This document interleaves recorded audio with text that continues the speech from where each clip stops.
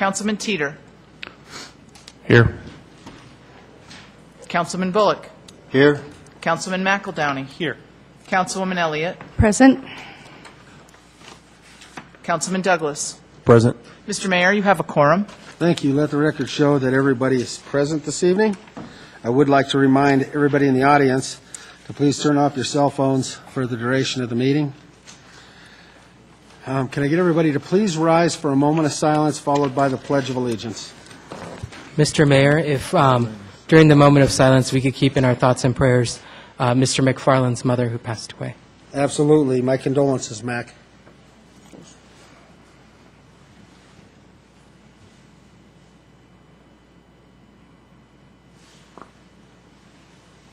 Pledge allegiance To the flag of the United States of America and to the republic for which it stands, one nation, under God, indivisible, with liberty and justice for all.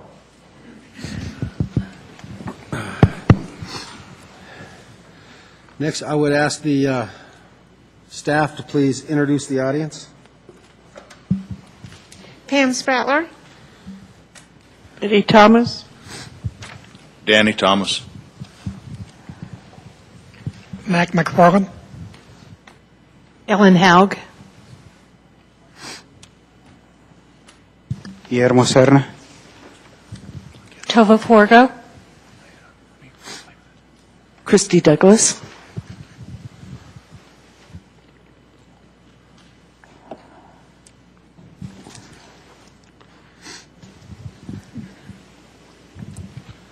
Eric Ewing, Fraternal Order Police. Derek Richter, Fraternal Order of Police. Ian Ranshaw, Fraternal Order of Police. John Howard, Information Technology. Chris Kramer, Planning Division. Michelle Halstead, Communications. Ms. Ryan Cordero, Government Relations. Jim Hayes, Community Development.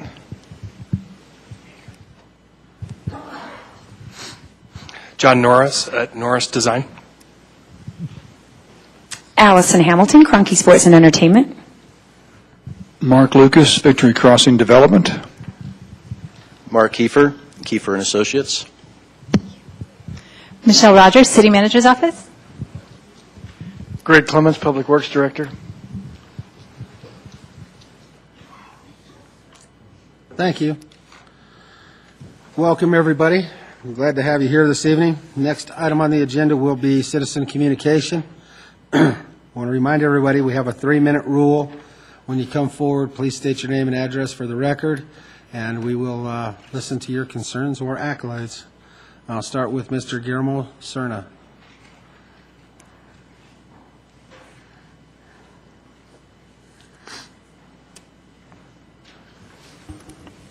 Guillermo Serna, 14122, East 102nd Place, Commerce City, Colorado, 80022. Good evening. Good evening. 26 years ago, 6:30 in the morning, 228 soldiers went down in Gander, Newfoundland. Explained their plane exploded midair. It was my son.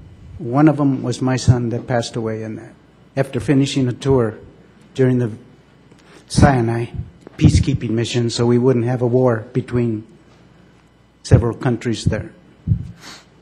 I bring this up because of the need of our soldiers that are coming back, and for us to remember that their families will need a lot of help. Not just the soldiers, their families. There's more that are coming back on wheelchairs, without arms, without legs, and their children will see this. It will make them stronger, yes, but there will be families that will need a lot more help than we think. So when we say veterans, please keep in mind the families also. My son gave me a grandson, and it's not easy. Grandparents have to go through it. Their wives and husbands have to go through it. So please remember, when you say veterans, that it's a whole family that you're talking about. And that you're just not giving to them, that you're helping. They're part of our family.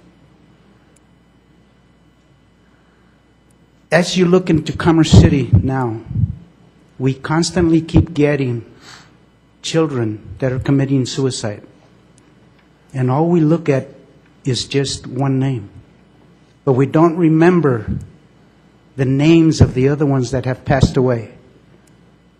We need to keep working on a Boy Scout building so that these kids can have something to do in perspective as they keep growing and having hope and a light at the end of their school years. It's our school children that are graduating that are committing suicide for whatever reason, but they need more help. So please don't hesitate in the situation with the Boys and Girls Club, and please let's keep it going. Don't forget about it. That's why I'm here. And keep them in your prayers. Thank you. Hang on one second in case someone has some comments. I don't see any. J.D. Carson, Councilwoman Carson? Mr. Cerna, I just want to thank you, your son, your family for the sacrifice that was given for this country. And thank you for sharing that with us tonight. Thank you. Guillermo, as you know, my son's in the U.S. military as well. He just finished 4 years and started he's going to his new base to start a new 6-year tour. So I feel the same as you do. We have statues of soldiers in front of our house. I fly the American flag. I understand the importance. As a community, just to let you know, we have our economic development team is looking at opportunities to try to help with businesses hiring these soldiers as they come back.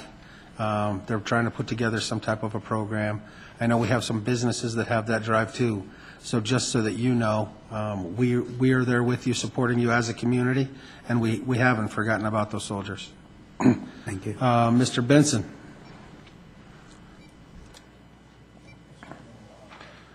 Thanks for sharing that with us. Has the cause of that crash ever been finally determined? The cause of that crash will not be open for another 50 years until everybody in this whole situation is either close to passing away and their children will probably read it, their grandkids most likely. Was there any government official who was on that flight? Not that I know of.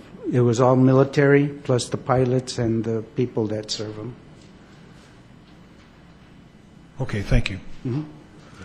Seeing no one else, my condolences to you again on your son, and just keep the faith. We're there for you as a community. Okay, thank you. Next, I'll call up Christy Douglas.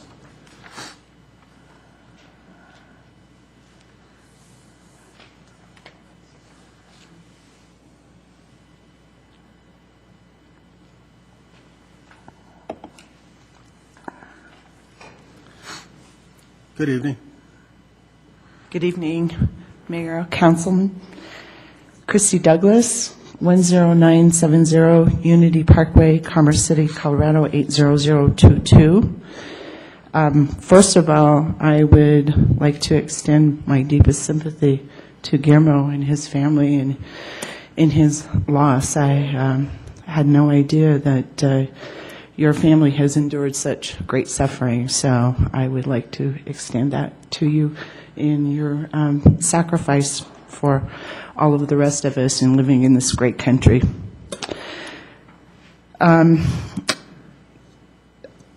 What I came forward to talk about tonight was the fact that Alternatives to Family Violence has entered a contest that has been presented by IKEA Furniture. They have an opportunity to win $100,000. worth of products from IKEA simply by getting the most votes, and you can vote online. So I would like to give you that site and encourage everyone to vote at least once a day, as many of you, and you can vote every day up until through the 23rd, actually, of December. So I wanted to make sure that that information gets out there so that we can support alternatives to family violence in their pursuit of winning this contest. So the site is www.thelifeimprovementproject.com. And when you go on, you vote for Cheryl Clark, and you'll see a video where they're explaining what alternatives to family violence is and what they do for the community. So if everyone could pass that along to their friends, I would really, really appreciate it. And I'd love to see them be the winners of this contest. They went from first place, now they're in last place again. So if we could help them get back into first place and win that, that would be great. So I signed up twice. I hope that I can. Well, let me see if there's any comments on the first one. Okay. Anybody have anything to say about the IKEA contest? Can you just repeat the, I think I have it, thelifeimprovementproject.com. I went there today and voted. So all you do is enter that information, and then it's actually, the project is listed under Cheryl Clark, so you go to vote for Cheryl Clark. Okay.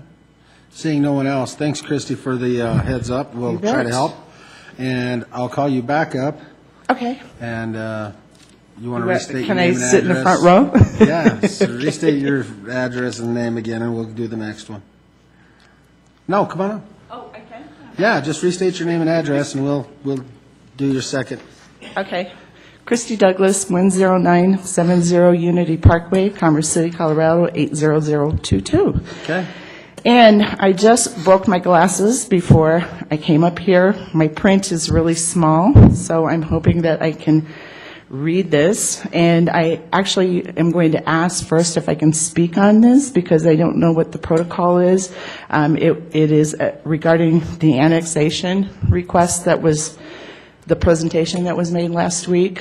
I know that you asked for public comment. I didn't come up and say anything at that point in time, so I don't know if I can speak on it or not.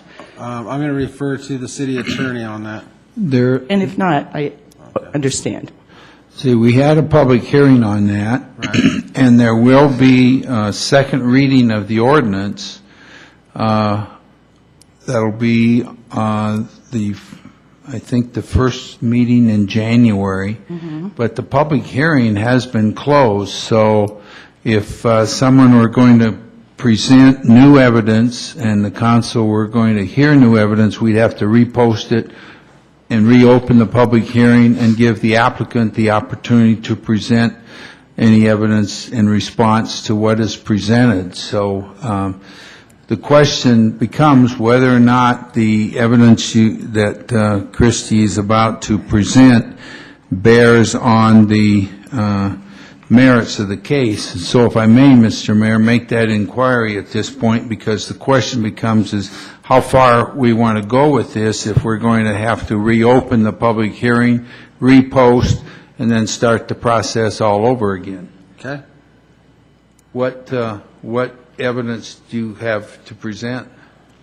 Well, I don't know. It's really evidence. It's some questions that I have about.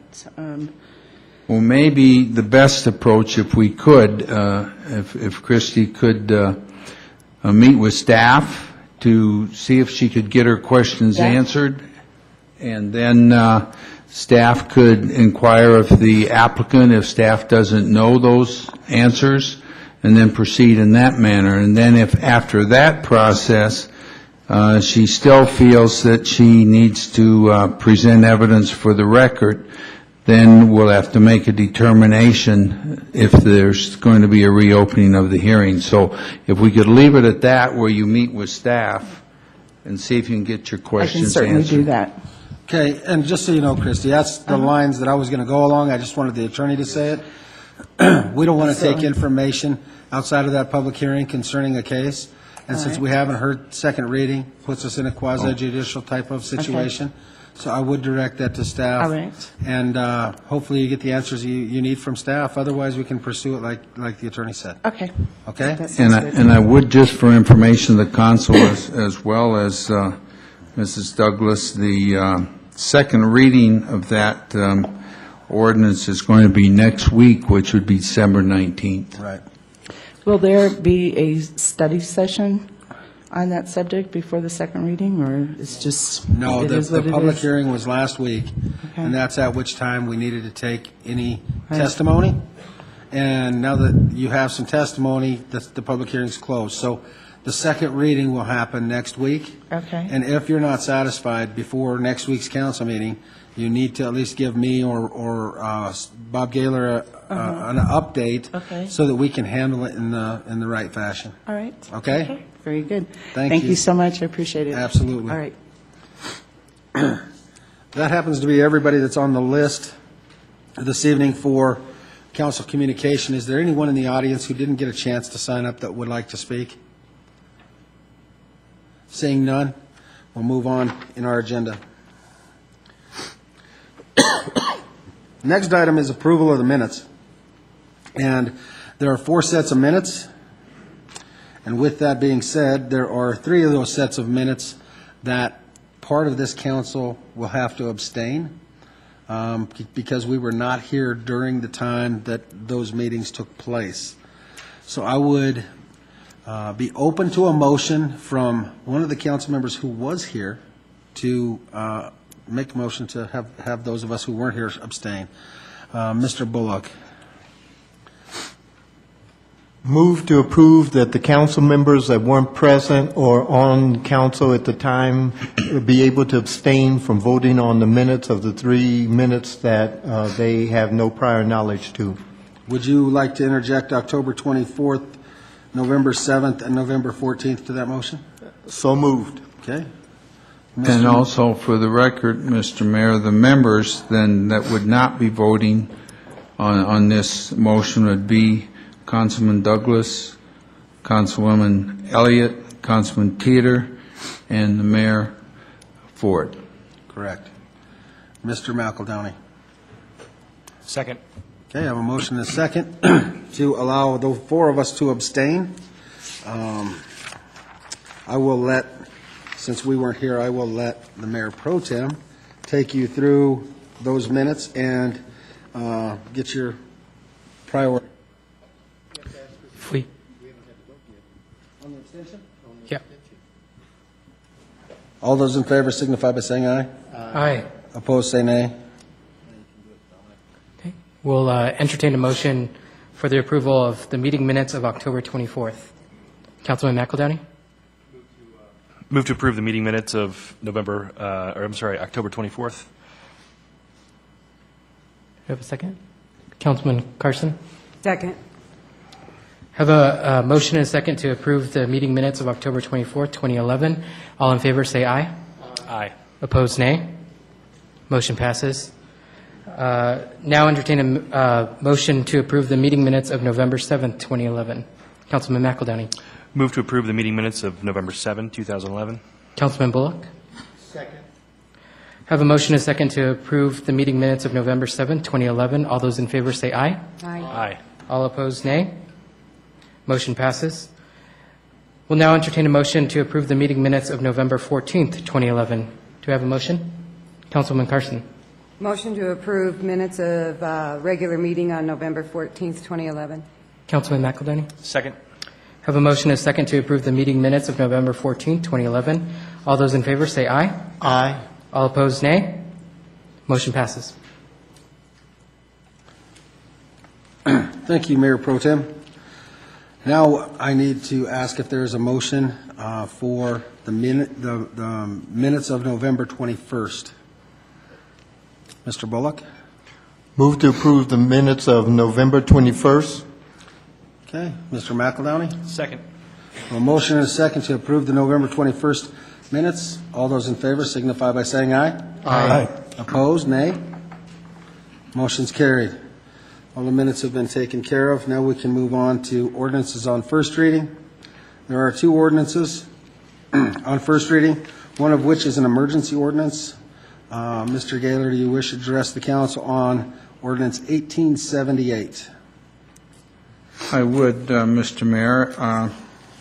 As this council knows, this is an ordinance that was mandated by the citizens with a vote that was passed at the last election that mandated that this particular issue be approved as an ordinance, and that vote was in favor of the mandate.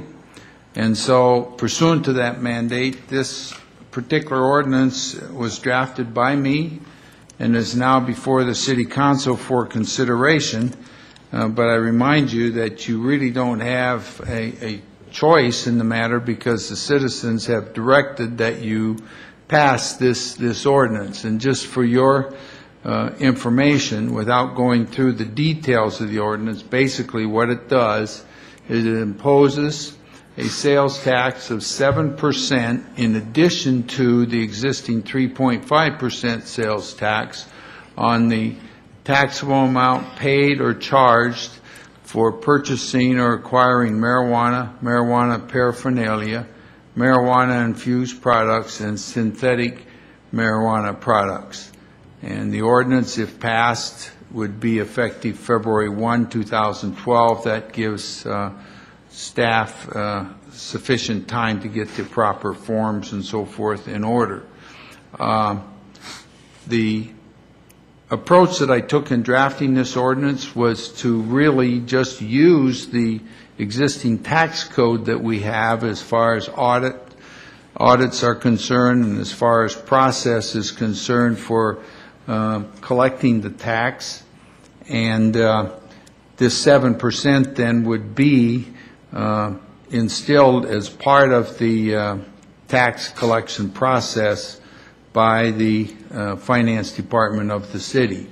Now, bear in mind, at this point in time until July of this year, of 2012, there is a moratorium in effect by the state on the operation or approval of a type of activity of this nature in the city of Commerce City. So this ordinance, even though it goes into effect and is on the books, it won't have any effect because no sales can be made because the activity cannot be licensed by the state until July 1, 2012.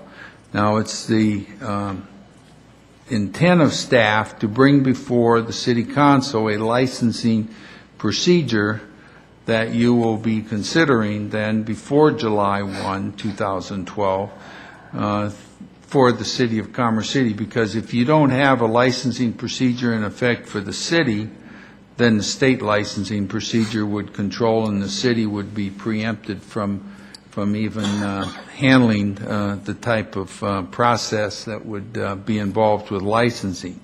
Now, there are two aspects to this, and I realize this is above and beyond what the tax ordinance is doing, but I just want you to know the full picture here of what's happening with this matter with the city, is that the city has on its books now an ordinance dealing with zoning and land use issues. So an applicant for a license would also have to have in place a facility located in an area that is zoned for this particular type of activity. So even though you pass this ordinance, you still will be seeing an ordinance dealing with the licensing process.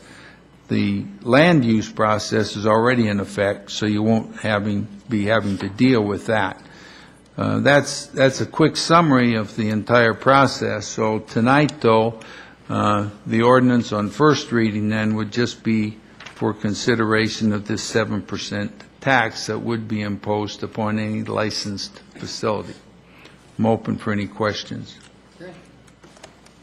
Next, I'll ask if there's anyone in the audience who would like to speak in favor of, in opposition to, or for information only concerning Ordinance 1878. Seeing no one, I'll now entertain a motion of the council. Councilman McEldowney. Move to introduce ordinance 1878 on first reading. Council is seated. Thank you. Councilman Moreno. Second the motion. A motion and a second. Now we'll have discussion. Is there any discussion for the issue on collecting the marijuana tax that was passed? Mr. Moreno?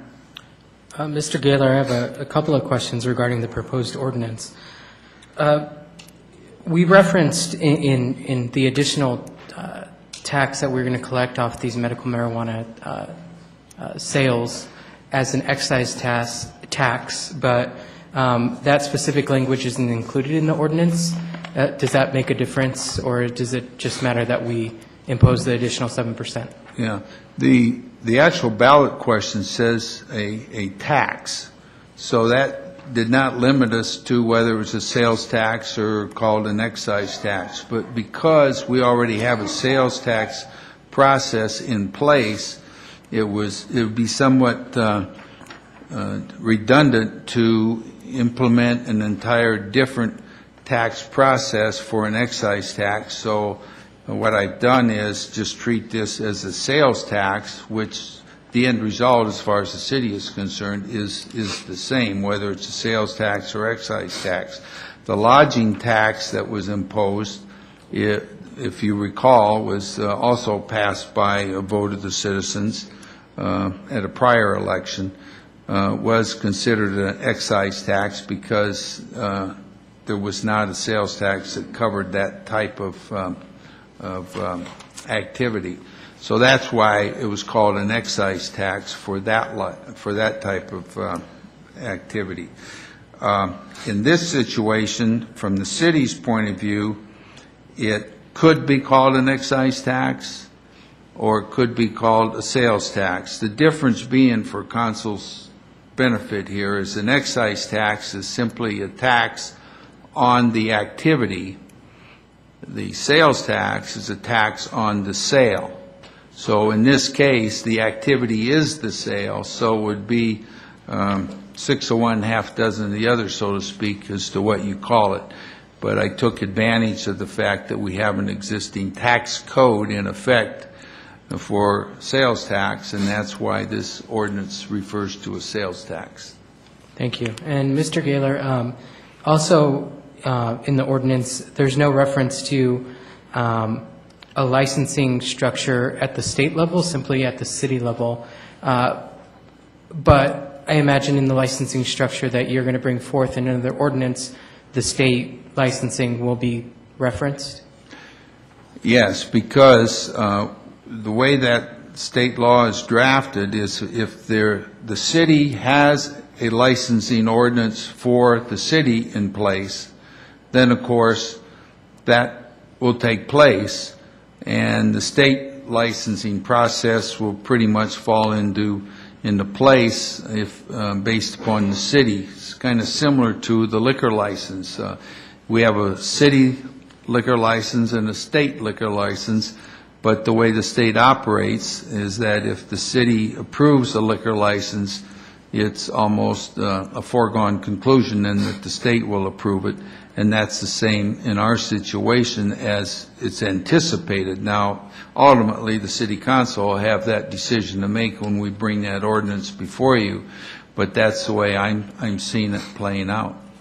Thank you. Seeing no one else, I have a motion and a second on the floor. I'll ask for a roll call vote. Yes? Oh, title. Mr. Attorney? Title reads, Ordinance 18... Turn your microphone on, Bob. Ordinance reads 1878, an ordinance amending Chapter 20 of the Code of Ordinances of the City of Commerce City, Colorado by adding Article 10, which imposes a sales tax of 7% in addition to the existing 3.5% sales tax on the gross taxable amount paid or charged for purchasing or acquiring marijuana, marijuana paraphernalia, marijuana-infused products, and synthetic marijuana products effective February 1, 2012, with the proceeds from such tax to be used for promotion of public safety and providing for the collection of said tax and related provisions. Thanks, Bob. Now I'll ask for that roll call vote.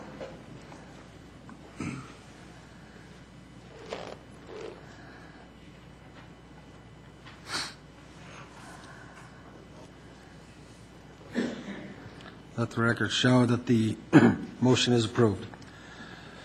Next, we have ordinance 1881, which is an emergency ordinance. Is there a staff person ready to explain that to the council? Good evening, Mr. Mayor. Tom Aker is here to make a short presentation on this emergency ordinance. Okay. Good evening, Mayor and members of City Council.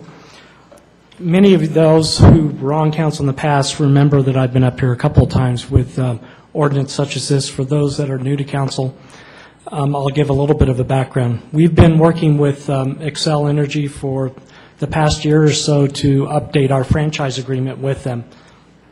It expired in May. We've had a couple of issues come up that we wanted to extend the franchise agreement while we continue to negotiate. Most notable of that is what we call the environmental tariff. I referred to that in my council communication. That's been before the Public Utilities Commission. Commerce City provided some testimony on that. The PUC turned it to an administrative law judge. They heard some deliberations recently, and we're waiting for the outcome of that before we can finalize the franchise agreement. That's the most notable piece. Our objection to that, or wanting to have the ability to have more discussion with that, revolves around this project here at Victory Crossing, and what's called a clean corridor, and who owns property, and when does that come into play. So we're having those discussions. We've agreed with Xcel, pending the outcome of the PUC, which we anticipate will be towards the end of the year, that we'll continue with the negotiations, try to finalize the franchise agreement. It's necessary to extend the agreement because without that, the agreement terminates. Then we have to go to a vote of the public to recreate the franchise. So it's important to continue with the extension. The other items, we've got a handful of small ones I think we're working toward. Annexation is one, annexation of Xcel's property. When we start annexing property, we've asked them, we want to have that written into the franchise agreement. And then we're dealing with some details regarding utility poles, when we could put signage on them and things of that nature. So with that, I'll be happy to try to answer any questions. Okay. Any questions from the council? Mr. Bullock? Tom, in reference to a clean corridor, could you explain what a clean corridor is? A clean corridor is where Xcel would be doing work, or any contractor would be doing work, and we would, under what they would like to see, take all liability and risk for that corridor that it's clean. So if they were trenching in the Prairie Gateway or Victory Crossing, if they encountered something, moved it around, then we would take the liability. We've had some disagreement with them that if they discover something, they don't stop, they move it around, then we think it should be their liability. But those are details we're still trying to work out with the PUC. Okay. In regards to Victory Crossing, will all the public service lines be underground here, so we don't have no overhead lines? Is that something we can request? Because I've seen it at the other places where they're doing it, and it gives it a cleaner look, and that's what I kind of thought clean crossing was, but now I know. Is that something we can put in there? That is something definitely that will happen on Victory Crossing. In fact, I believe it's one of our standards for any new development, or if we go in and redo a street, we ask the utilities to bury those utilities. Thank you. Okay. Mr. Moreno? Mr. Aker, to what date are we extending the deadline to on this ordinance? We're extending a deadline to, I believe it's like January 12th. It's about 3 months out. That's the time period that Excel likes to extend things.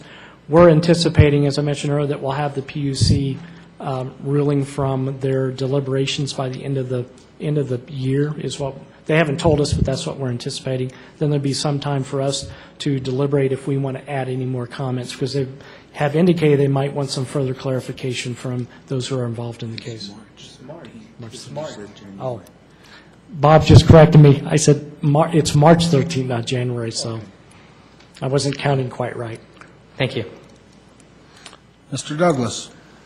Tom, does this have any effect on the mandate that was set by the state for Excel, bring things in from the north to the south? Does this agreement have This is anything to do with completely separate and does not take that into account. That's a completely separate project and process. that? Okay, thank you. Seeing no one else, I'll ask the audience, is there anyone in the audience who would like to testify in favor of, in opposition to, or for information only concerning Ordinance 1881? Seeing no one. Up, one. Come on up, Mr. Cerna. State your name and address for the record, please. Guillermo Cerna, 14122 East 102nd Place, Commerce City, Colorado. I hope that in the language that you sign to, that you give some type of importance to Excel participating with the community and assisting the city and the nonprofits in kind of like a partnership in assisting the city to, as we grow. They provide a lot of power to the Denver metro area, and they utilize a lot of our property.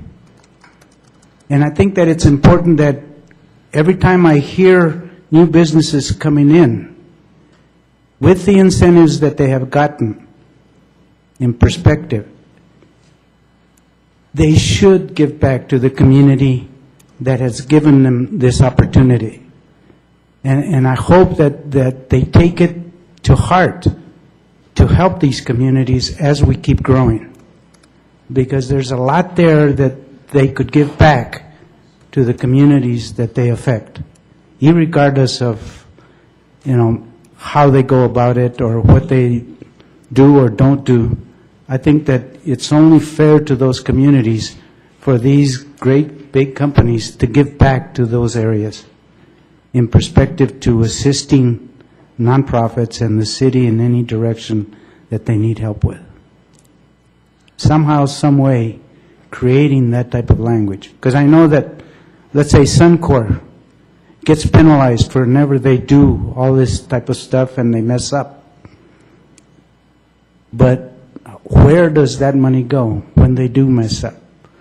And it takes away from our community in what we're trying to build on the long term. And I hope that they build a good partnership with you guys in perspective to our community as a whole. Thank you. Just a second, Mr. Gilmore. I have mentioned already to our staff with the city manager to try to bring forward a plan for council to look at that would be just that, a partnership plan for all businesses to be able to partner with our community. So I know they're already putting something together, but it wouldn't just be for the big companies, it'd be for any company that wants to partner with the community. I think that we'll probably have something here soon to see, for the council to see, for the citizens to see. But I thank you for coming forward. There are a couple members of the council that would like to address you before you leave. Mr. McEldowney. Thank you. I would defer to council, but I believe that we have some examples of past community partnerships that we've executed specifically with Excel here in the community on energy saving, sustainability, et cetera, for the community. I don't know about having that woven into the franchise agreement. I know that when you look at the Excel website, they list and are in a very prominent way some of the community involvement and community engagement that they participate in. And I know that's a centerpiece for their corporate entity. So I definitely agree that it's good to have those larger partners involved formally in the community in some way. But it's been my sense that we have a fairly good partnership with them, certainly opportunity to enhance that. Mr. Benson? Yes, thank you, Mr. Cerny. You know, we had a meeting with Excel up at Stewart Middle School, and I'm trying to get about $10 million out of them before we get this pipeline approved. We got parks that need to be built. There's a park right out there just south of Stewart Middle. I said, look at this park right out here. So I think that we're trying to get some money out of them. It remains to be seen how much. It's not money, it's the heart that goes into it, and that turns into money in the caring of the community itself. But I'll take $10 million. Yeah, I know. Mr. If Cerna? nothing else, I'll take that, and we'll build some parks with it. Mr. Cerna, as you know, as part of the other project with Excel, Preston Gibson has been very active. He joined the Board of Community Enterprise. He was down there Friday helping to judge trees, hand trees out to the less fortunate. So we are working on bringing them in and facilitating that. And as far as Mr. Benson's concerned, we will get a use tax out of the line being installed. So I think we'll get money, and I can assure you we're already getting that partnership. I just want to make sure that it continues. I just want Excel to understand that the community is behind what you're asking for in perspective to our city. I appreciate that, Thank you. Mr. Cerna, and all your information that you gave tonight will be made part of the record on the ordinance for first reading. Thank you. Is there anyone else in the audience that would like to speak? Seeing none, I'll ask, what are the desires of this council concerning ordinance 1881? Mr. Benson?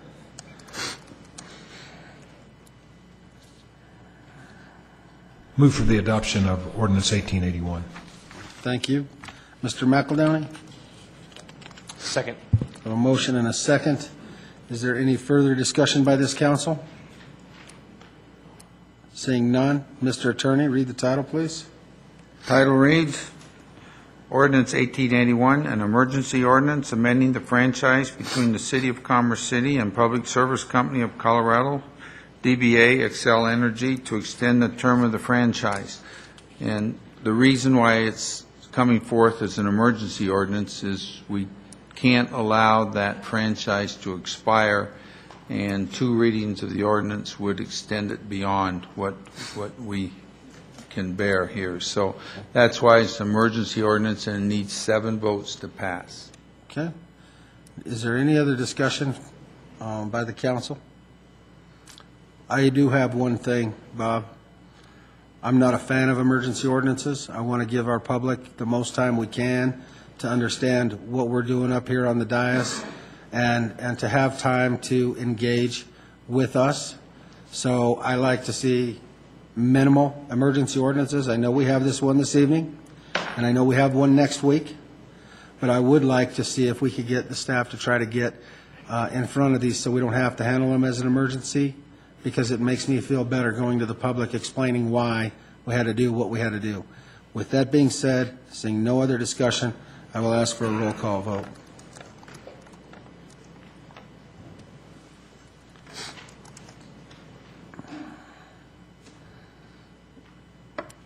Let the record show the motion is approved.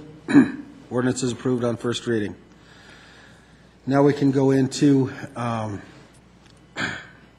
the 3 items on the study session for this evening. Is staff prepared to start into those? First, I think, is Victory Crossing, correct? Okay. Yes. Go Victory right- Crossing is first. Go right ahead and tell us what you want to tell us. Actually, I believe moved it over. Community Development Director is kicking this off. Oh, okay, you sat down over there. I just thought you were doing it. Jim, please. Thank you. Thank you, Mayor, honorable members of council. Jim Hayes, Community Development Director.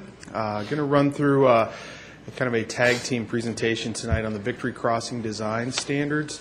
We've got several guests with us here, and I'm going to hand it over to them in just a minute. Chris Kramer's over at the desk there running the PowerPoint. Greg Clements in Public Works has also worked very hard on this, as well as Darren Sterling and Steve Timms. From Cronky Sports, we have Allison Hamilton here tonight. Jones Lang LaSalle, we have Mark Lucas. And then from Norris Design, John Norris, and from MEK&A, Mark Kiefer. Just a quick agenda, and then I'm going to turn it over to Mark Kiefer to run through the, turn over to Chris to run through the history of the project. We've got overall design vision, a design district map to get you all familiar with the site. We'll have highlights of each of those districts and some examples of what we're envisioning for the property, and then site design standards. And then finally, we're going to conclude with some marketing and give you an update on where we're at with that. The thing I do want to point out is that the design guidelines are approved administratively by staff. So this is really an informational briefing tonight to get some feedback and comments from you, just to make sure we're on the right track. The whole objective is to make sure that we can get this site not fully entitled, but development ready, so that we can continue that marketing, and when we have a project that's ready to go, we don't have to come through some long process, and we know exactly what the private sector is expecting. So with that, I'm going to turn it over to Chris, and we'll turn over to the rest of the team. Mr. Mayor and members of council, first of all, I think for some of you this may have been the first time that you've seen me present. My name is Chris Kramer. I'm the planning manager here at Commerce City, and it is a pleasure to be before you tonight. Since we do have some new council members, we thought it would be prudent to give an extremely brief history about the site and how we came to today, to provide a little bit more context regarding the design standards that you are being presented. First of all, in regards to how the city got the property, in 1992, the phrase "it took an act of Congress," in this case it did. The legislature passed a bill authorizing the transfer of the arsenal from an arsenal to a wildlife refuge, and a portion of that authorized the city to be able to purchase 917 acres in the southwest corner of the arsenal, what was then known as the Western Tier. Commerce City eventually followed through on that purchase in 2004, but that was only after the city had basically signed on with a partner, which in this case is Kroenke Sports and Entertainment. And they, through an agreement, a series of agreements, they are the master developer for the property.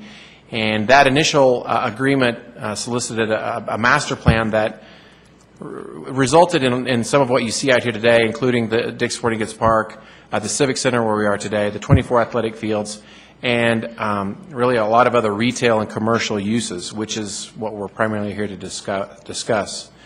Once we had purchased the property and had a partner on board, the work began on actually making some improvements, and first up was infrastructure. 2004, there was a vote of the people, the residents of Commerce City, for $64 million to be used for infrastructure. That, paired with an additional $10 million invested from the capital improvement projects, resulted in a series of roadway and drainage improvements, including Quebec, portions of 56th, all the way up to State Highway 2. All those roads were open for use on April 1st, 2007. Around this time also was when the Dick's Sporting Goods Park and the 24 multi-use athletic fields were opened, as well as the Civic Center. April of 2007 was a busy time here in Commerce City.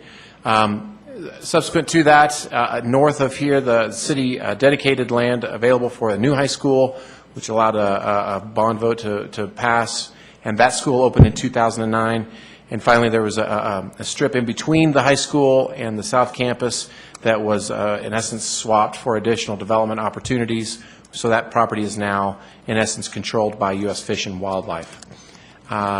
Since then, the site was rebranded to Victory Crossing in 2010. There'll be a little bit further discussion about that later in the presentation. And also in 2010, the design standards were tackled. No pun intended with soccer. A little bit of background as we transition into the part of the presentation regarding the design standards. As Director Hayes mentioned, the design standards are administratively approved by staff.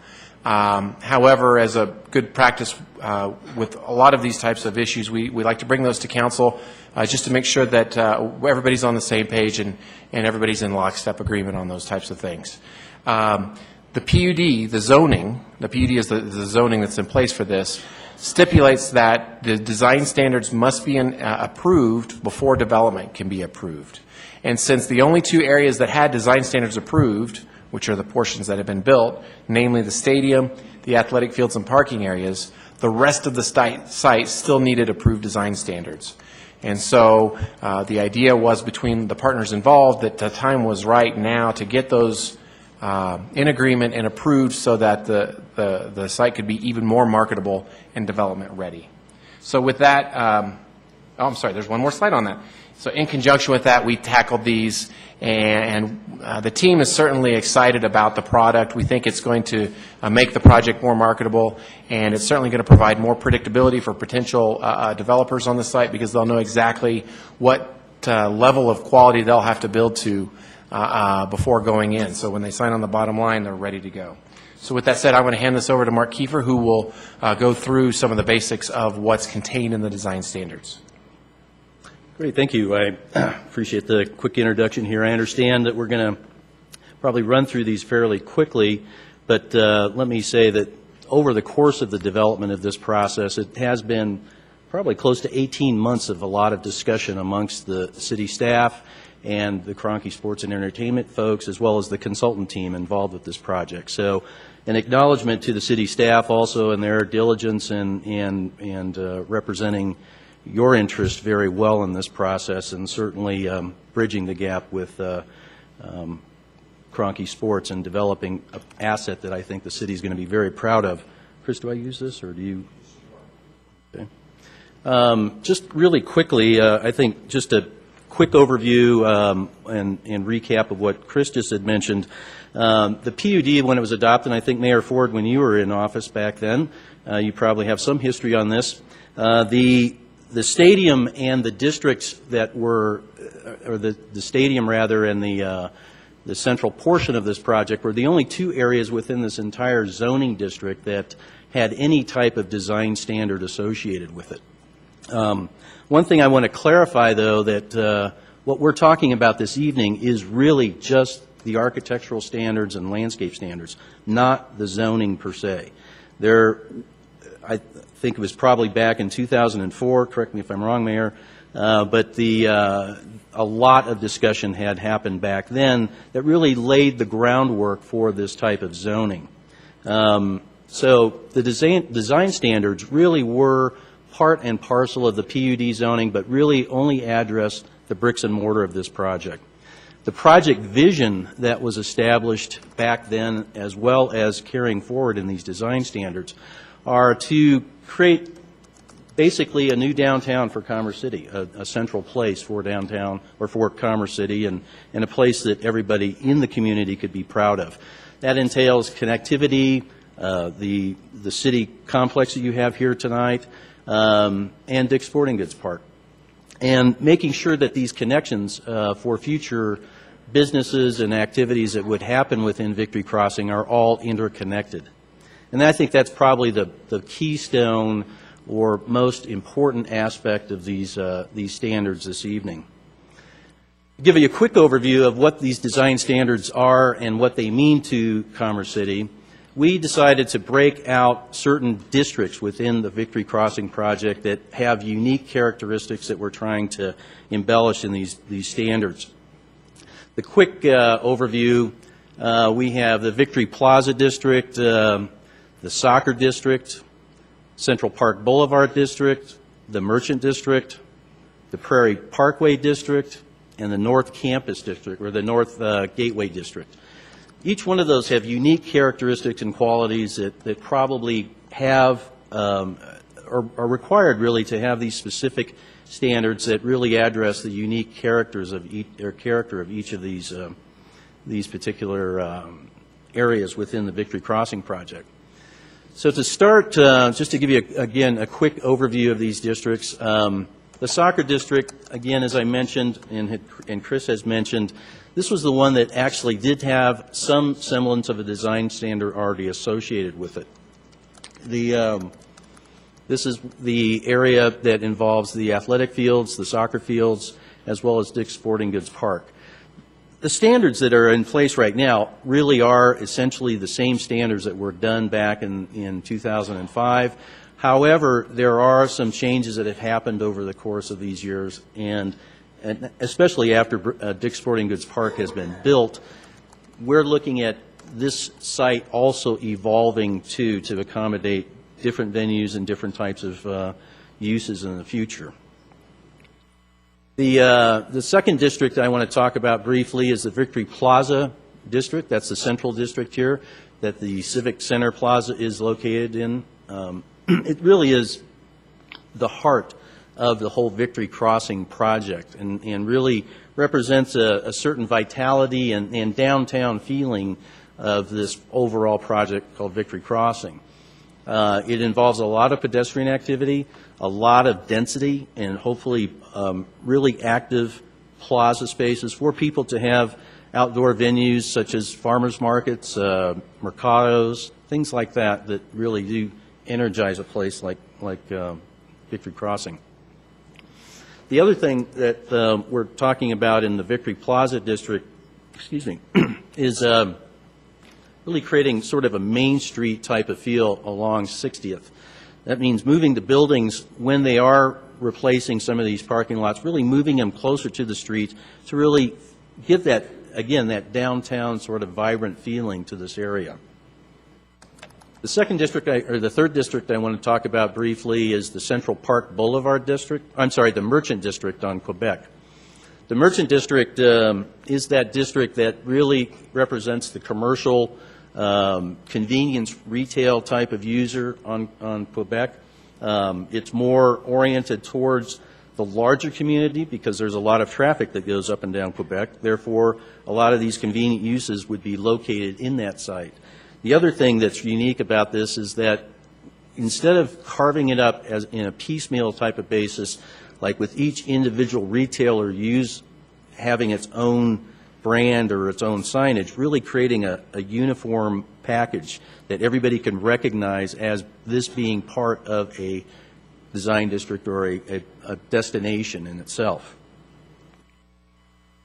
The next district I want to talk about is the Central Park Boulevard district, probably currently one of the quieter areas within the Victory Crossing project, but potentially has the potential of having the most intense development of all portions of this project, primarily because it's located along Central Park Boulevard with the new interchange on I-70 and the potential extension all the way up to the Arsenal property. This really does represent a new front door for Commerce City as well as Victory Crossing. The types of projects we're looking at in this area are large office users, retail, an intensive mixed-use type of project. So it really becomes one of the more active areas within the Victory Crossing project and really augments that whole downtown feel of this project itself. As you can see, just on some of these images we're using tonight, these are probably the higher, the taller buildings, the more active uses, and potentially generating a lot more activity both on the retail side as well as the employment side. The next district I want to talk about is the Prairie Parkway district. And this district is another office type of use that we would anticipate, but more of a campus-like setting, more of a corporate office type flag, if you will, being located adjoining all this great open space that Commerce City has protected in the past, and really start developing more of an office campus type of environment with a lot more of a front yard, parking field type of feel to it. We really do anticipate the Prairie Parkway district as being something that would be a major drawing card or drawing factor for a large corporate user at some time in the future, where they can have an iconic building, something that really does represent something that the city certainly could be proud of. We'd also look at this as being something, this district area as being something that really does allow for more of a green type of use too, like using some of the natural on-site drainage opportunities for the property, again augmenting the large campus open areas, and really start developing those types of environments within the site. There also is another component of the Prairie Parkway District too, because it is along Quebec, that it does allow for certain types of retail uses as well. Similar but somewhat different than the Merchant District to the south on Quebec. This really does allow for another type of retail user as well on the Quebec site. The last district I want to talk about really quickly is the North Gateway District, and it's off this map. You can kind of see the little arrow pointing to the north. That it's about a mile north of the Victory Crossing project, main portion of the project, and along Highway 2. This area is probably one of the more sensitive portions of this project because it lies directly adjacent to existing residential development. And it also allows, or at least opens itself up to, a little bit more of a commercial type of use, especially with frontage along Highway 2 as well as Quebec. So what we're proposing here is a type of space that would allow for a lower profile commercial type of use that would give an opportunity for future employers in Commerce City looking for this, for a startup company or an incubator space, if you will, for electronics, manufacturing, light assembly, things like that, but not an industrial use because of its proximity, again, to the residential area. We really look at this as a clean commercial type of use that really does open itself up to smaller businesses locating in Commerce City. And as I mentioned, it does what we have described in these standards. It really does describe that area to minimize the effect of these types of non-residential uses next to the residential area to the west. Just another recap, just a real brief overview on some of the other elements within the design standards. We've looked at signage within Victory Crossing. As you can imagine, signage within this project is very unique and probably doesn't fit exactly within the current land use development code that you have in the city. So there are some standards that are being looked at that really do only apply to Victory Crossing, and they relate to how people get around here without getting lost and disoriented when they're coming to a big event.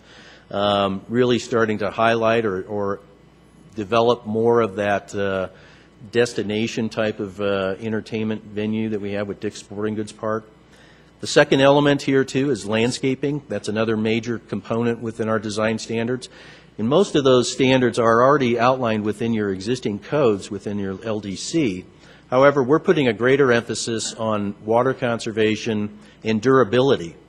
One of the reasons for that is that you can imagine on some of these future venues that Victory Crossing would see in the future where and you've already seen this in recent history, where you have almost tens of thousands of people walking around this area. So you can imagine that that type of landscape program has to be a lot more durable in that regard than your standard bluegrass and other types of landscape features. Parking is another really important aspect of this project, too, and the design standards.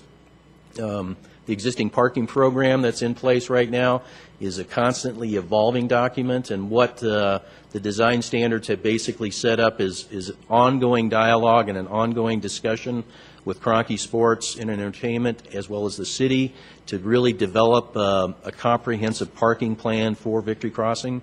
And then lastly, the other types of standards that you'll find within the guidelines are issues relating to lighting, screening of backs of buildings, things like that, as well as accessory structures and temporary uses.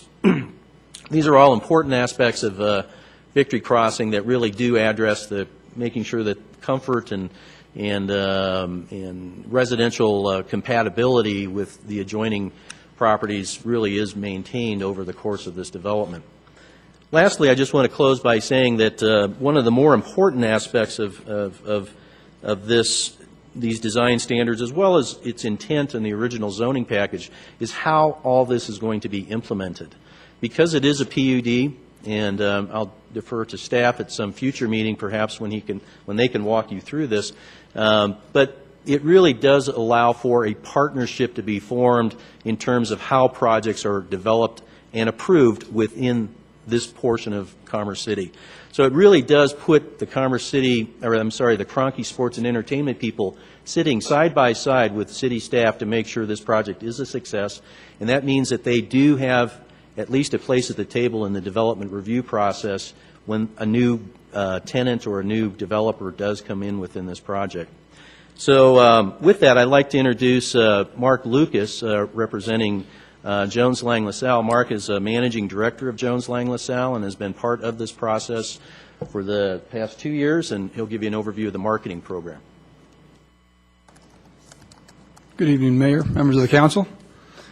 I appreciate the opportunity to speak amongst what has become a great team. Mark, did you?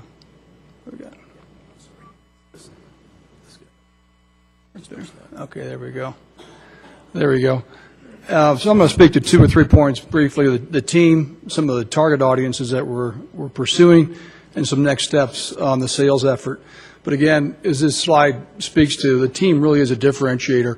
Over the past 18 months or so, this collective team has come together. The design standards that Mark just spoke to is a great example how the team has collaborated together, worked together, as well as chasing some large game-changing types of developments and deals in the marketplace. But as we see the type of development throughout Denver that we're competing with, you look at this team, and again, it is, as it says, a differentiator. Starting with Kroenke Sports, the excellent financial strength that they bring, that's a differentiator in today's economy and marketplace, to be sure. The progressive nature and creative approach that Commerce City brings, it's a great partnership. Rounding out the team is our Jones Lang LaSalle, and I've been involved with some colleagues, Mitch Zatz and John Craycraft, for approximately 18 months or so. Of course, Mark with Norris Design, he's got a great history and knowledge base of the site, and John Norris. Sync Homes is a group that we brought on a little over 12 months ago. They are recognized locally and, frankly, nationally in some arenas as sports designers, architects of sports destination facilities, and add great credibility. Jones Lang LaSalle Hotels is recognized internationally as a group that understands the hotel dynamics, the hotel segment, and brings that area of expertise.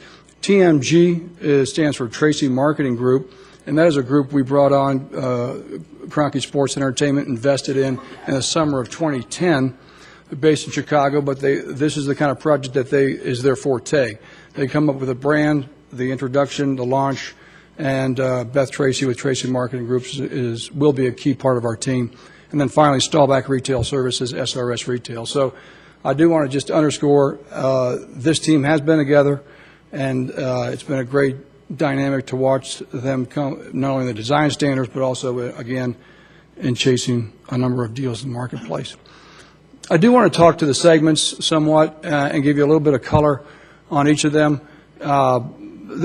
These are not necessarily in order of priority, but I'll start with the sports destination users. Even without a major marketing launch, we have gotten good demand from this segment for indoor lacrosse, indoor soccer, baseball parks. They see the Dick's Sporting Goods Stadium here, and they are attracted to that. That is a big draw and will continue to be so.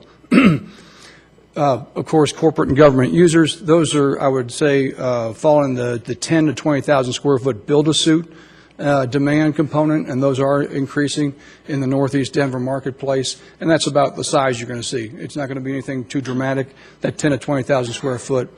The retail segment has by far and away been the hardest hit of all the segments. Retail development is not only not occurring in Commerce City or in Denver, but it's not occurring nationally. And this is really the segment that is the most popular for Quebec and the traffic that you see on Quebec. We could have easily put a Subway, standalone Subway, by way of example, a restaurant on Quebec, but that would have not protected the integrity of the vision for the overall park that you just heard Mark speak to. So they're out there, but it's not in the way we wanted to enter the marketplace. I would suggest that the hotels is probably the strongest segment right now. Not only, again, Denver's got a great data points for the hotel market in general on a national basis, but this site ultimately we have got a half dozen or so groups that are interested in this site, and that's a group that, because of the strengths of that segment, we're pretty bullish on in the next 12 months. Of course, brokers nationally and locally are a key audience, and then finally, of course, Colorado business leaders, both in Denver and the state of Colorado. As far as next steps are concerned, we are actively assessing myself, Jones Lang LaSalle, along with Cronky Sports and Entertainment, a budget for 2012 to take advantage of that investment that was made with Tracy Marketing Group, with the brand, and take off with a series of programs in short order in first part of 2012. So with that, let me just touch on one other. We talked about the design guidelines, next steps. ICSC is a critical, is a very important event in Las Vegas each year in May. That is an event that Jones Lang LaSalle, Cronky Sports and Entertainment, SRS Retail has attended and collaborated along with Commerce City leaders in the past several years, and that will be a key component of our program next year. Questions for myself or our entire group, please? Okay. Are there any questions from the council? Mr. McEldowney. I just want to thank the entire team, City, Cronky, et cetera.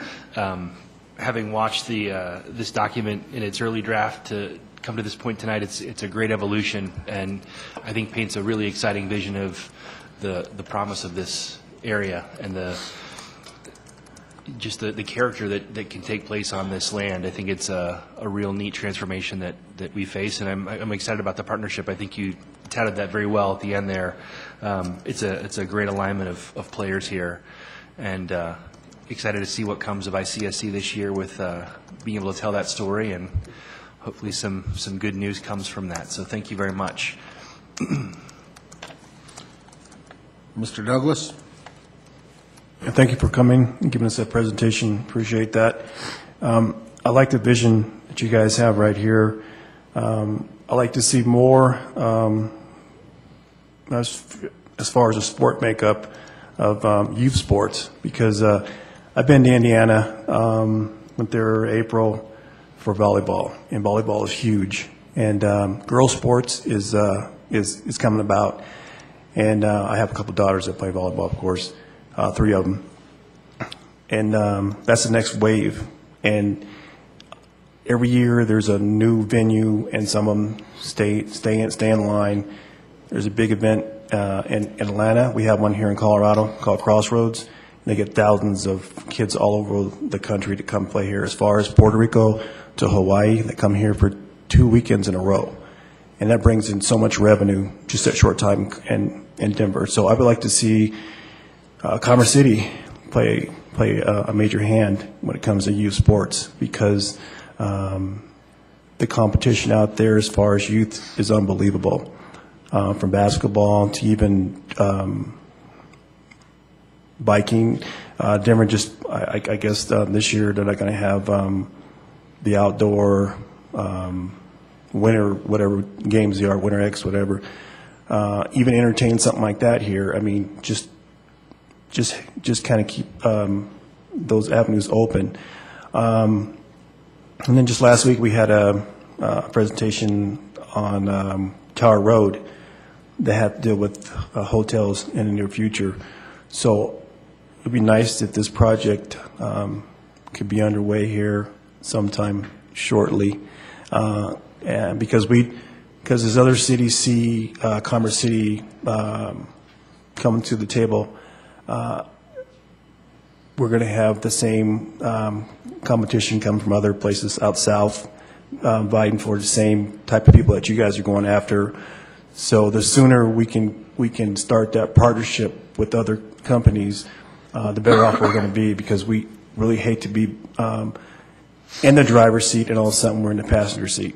So I appreciate the presentation. Thanks. I'd like to thank you all for coming this evening. It's actually been a privilege of mine to see the project from the very beginning, with the deletion of the arsenal, with the deletion of the 917 acres, given property to the school district, passing the bond issues, building the stadium, the city hall. It's just unfortunate to me that in the last 4 years I haven't seen much happen here. I'm hoping that during my term of this 4 years, we see something happen. I think our residents are probably wondering, how come?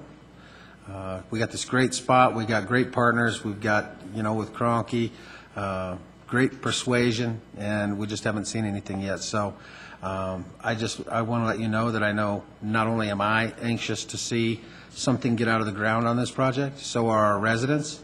I also know that in 2014, is it, that the contract says that we gain back some of those controls. So my preference is to have you guys build it out and get the thing done so that our community can have the pieces of that they deserve.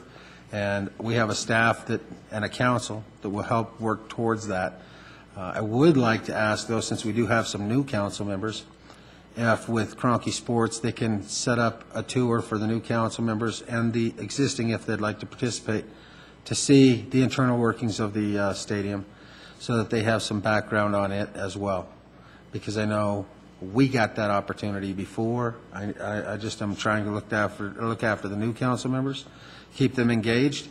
I would like to, and one of the things I didn't hear about was entertainment pieces such as bowling alley, movie theater, those kind of things. I don't know if, we always thought that on the northern piece there were some potentials for some of that to help bring our northern portion of our city together with the southern portion of the city. I don't know if there's still any plans in that. I know you guys have to wait for a user to come forward that fits the overall.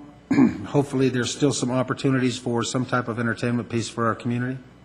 And I have to lay one thing out there for Dominic Moreno's mom. Keep your eye open for Applebee's. Is it Applebee's? All right, Dominic. You let her know I said. Watch for Applebee's. We need one in Commerce City to meet a huge deal that we have with Dominic's mom.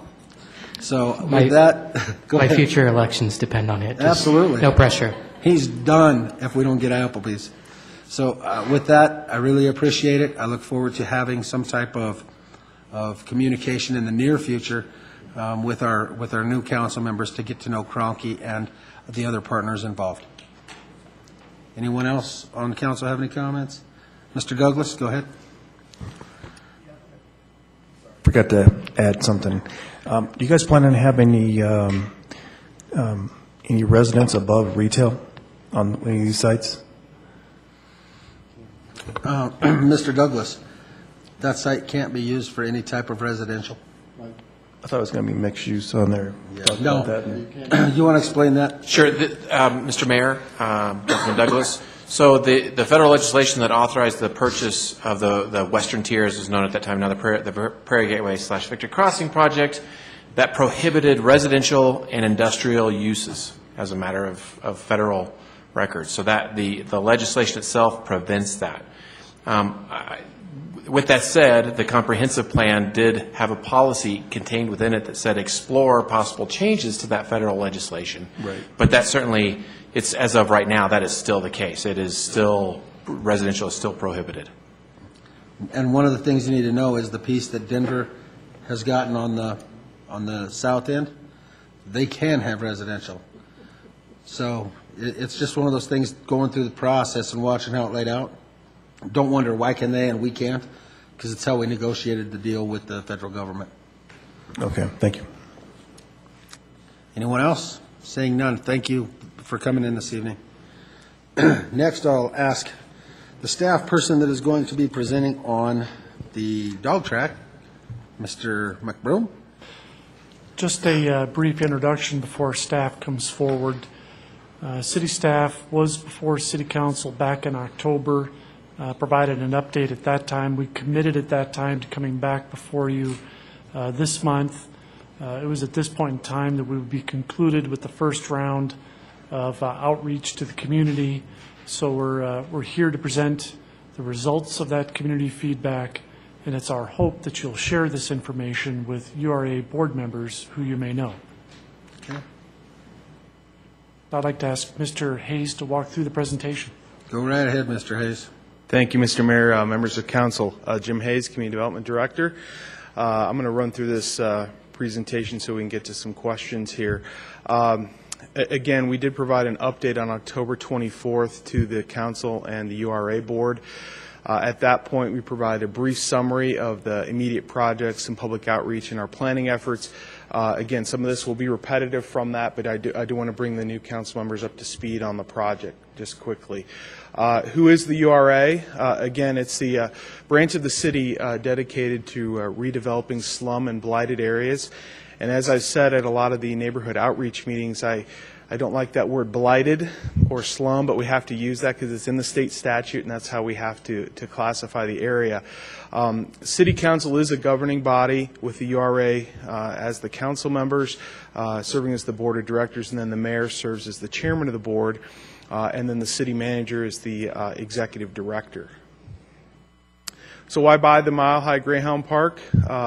Again, it's one of 5 key redevelopment areas that we've identified in the city. We were able to purchase the property without affecting the reserves or funds for daily operations due to a one-time sales tax audit.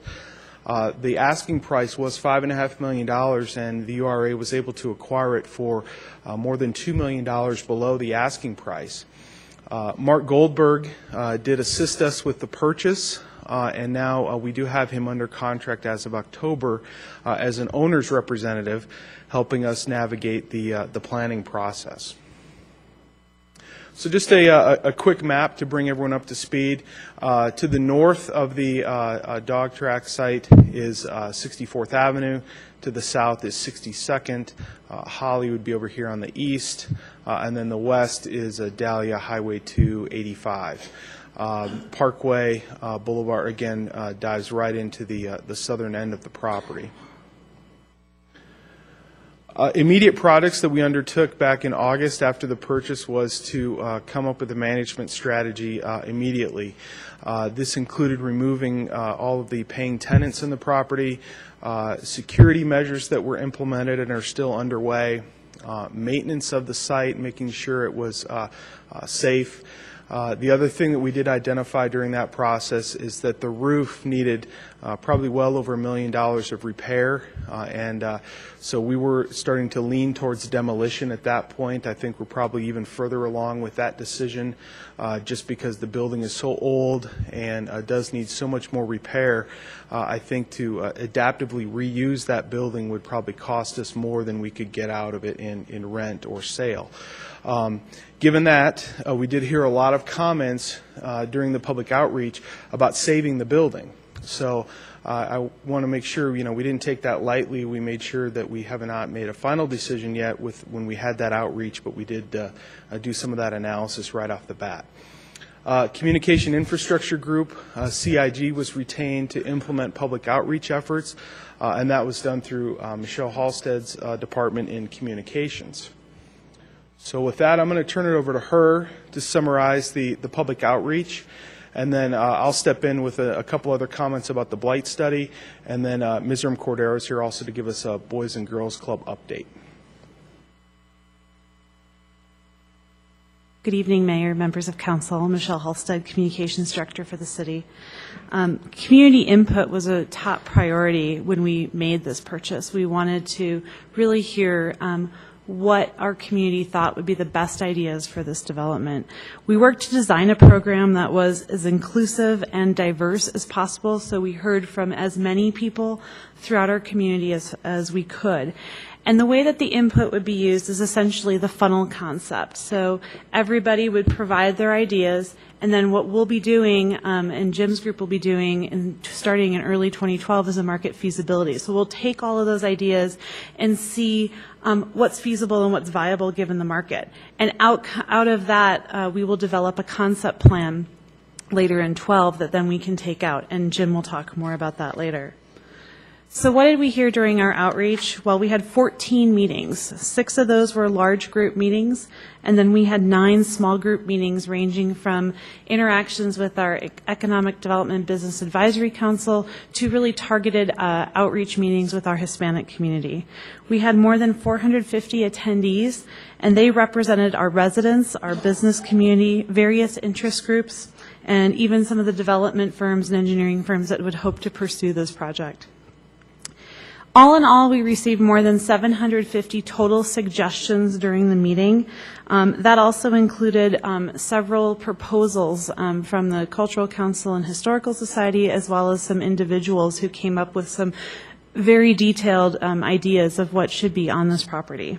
And we also had nearly 50 comments received as well through our website. So what were the results? We looked quantitatively, and the numbers you see in front of you are a tally of the comments that we received during the small group outreach meetings, small group discussion rather, during the large public meetings as well as the smaller meetings.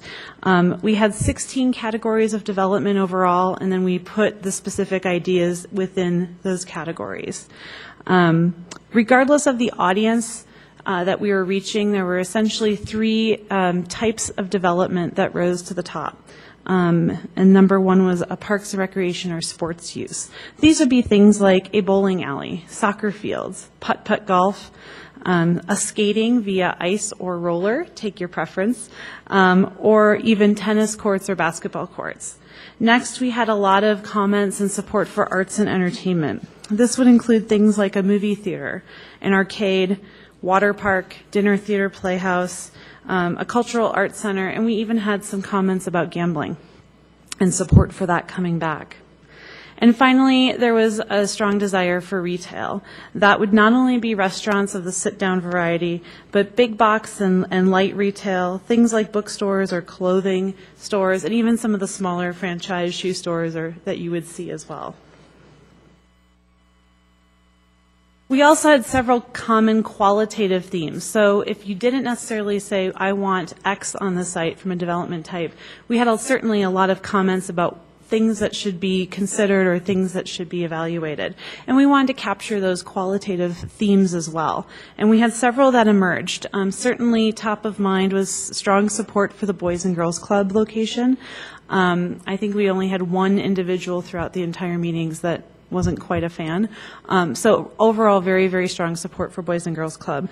But we also heard the need for a hospital or trauma unit at least once during every meeting, the need for continuing education or a trade school for computer skills that the community could take advantage of, addressing the retention pond on the east side, ideally removing it, to provide for some greater opportunity there, and certainly an expansion of parks and recreation classes or facilities to augment our existing recreation center. We also heard that there was a need for significant roadway improvements in and around the property, such as access and connectivity. That was access to and from the site along State Highway 2, as well as connectivity through towards the neighborhoods. We also heard a lot about transit. With the proposed RTD Fast Track station being very close, there was a strong desire from residents that we make sure this site is integrated with that and that there's some connectivity with bus shuttles or that nature, so this becomes a true multimodal hub. We also heard a lot about minimizing asphalt parking, that we didn't want broad parking lots, but rather smarter parking strategies there. And then certainly density levels. We heard a lot from people about where they thought the higher density should be compared to lower density. And in terms of historical relevance, there was the theme that we really heard, not so much about the building, although we heard those comments as Mr. Hayes talked about, but we heard a tremendous theme about keeping the current track or grass infield intact, that perhaps could be used not only as a nod to the historical reference of the site, but also for community events and open spaces. Finally, we heard a lot about paths and landscaping, not only to up the green factor of that site, but certainly to provide connectivity. And all in all, there was an overall desire to create something different on this property, something that would attract people to the city, as well as keep residents here for their retail, shopping, and dining needs. The full report is available online, and that includes all of the appendices, and each of you have been provided with a CD that includes all of the documentation as well. I'm going to turn it over to Jim now to talk about the blight study. Thank you, Michelle. Just a couple quick updates on the blight study. Before properties can be included in an urban renewal area, you have to complete a blight study, and then that enables you to create an urban renewal plan. This property was already blighted, if you will, back in 1998. And one of the ideas that we're looking at is trying to use property tax increment financing as an incentive or financing tool for this project. That was not included in the 1998 blight study. So we've been working with Mr. Gaylor and staff from his office, as well as an urban renewal attorney expert, to make sure that we follow the proper procedures to identify a new blight study, come up with a new urban renewal plan so that we can use that as a tool. Our plan is to try to get a draft completed in January of this year. And again, we're using in-house staff for doing that, so it's Chris Kramer and his planning staff that are completing that study. Once we get that completed, we bring that back in front of the City Council for some discussion and findings of blight. Following that, the plan would be to go forward with a sub-area plan, which then could be used to do the urban renewal plan formally. We probably would take all of next year to get that completed. However, because we're targeting ICSC to try to market this property to retail and hospitality users, we would do some market feasibility, land use concepts, preliminary transportation planning as early as the spring. Once a formal developer partner is selected, which again could be into 2013, then we would go forward with the formal urban renewal plan at that point. So I'm going to turn over to Mizram Cordero to just give you an update on the Boys and Girls Club, and then we'll wrap it up and take some questions. Good evening, Mayor, members of Council. I have a brief update for you on the Boys and Girls Club and the Mile High Greyhound Park site. I have this slide and one other one, and then I have one more slide on the EDA grant. For those members of council that weren't here during the prior presentation, I'll just go over a very quick background. In January of 2010, the city was awarded a $166,000 appropriation from HUD to use towards the construction of a new Boys and Girls Club in Commerce City. With that as an impetus, we met with Boys and Girls Club and a couple of other stakeholders in the community to talk about what was the ideal location and also what was the ideal type of club model, since Boys and Girls Club has more than one model in which they provide services. Once that was understood, Boys and Girls Club and city staff presented to the city council at the time. This was around October of 2010. And City Council directed staff and Boys and Girls Club to sit down and come back with a request for land. That work was in progress when the city purchased the Mile High Greyhound Park property. And then the city made an offer, a public offer, as part of City Council, also the URA and the city manager's office, towards the construction of a brand new Boys and Girls Club. What the proposal entailed was, of course, there's the $166,000 that was part of the appropriation. The city also agreed to provide at least 2 acres of land on the Mile High Greyhound Park property.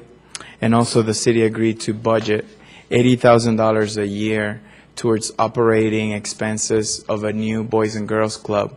But those funds would start to be budgeted during the 3 years when the fundraising campaign would take place for the club, so that the city would be able to put up front a $250,000 match grant that would hopefully motivate community residents and stakeholders to continue to fundraise towards the new building for Boys and Girls Club. And that brings us to today.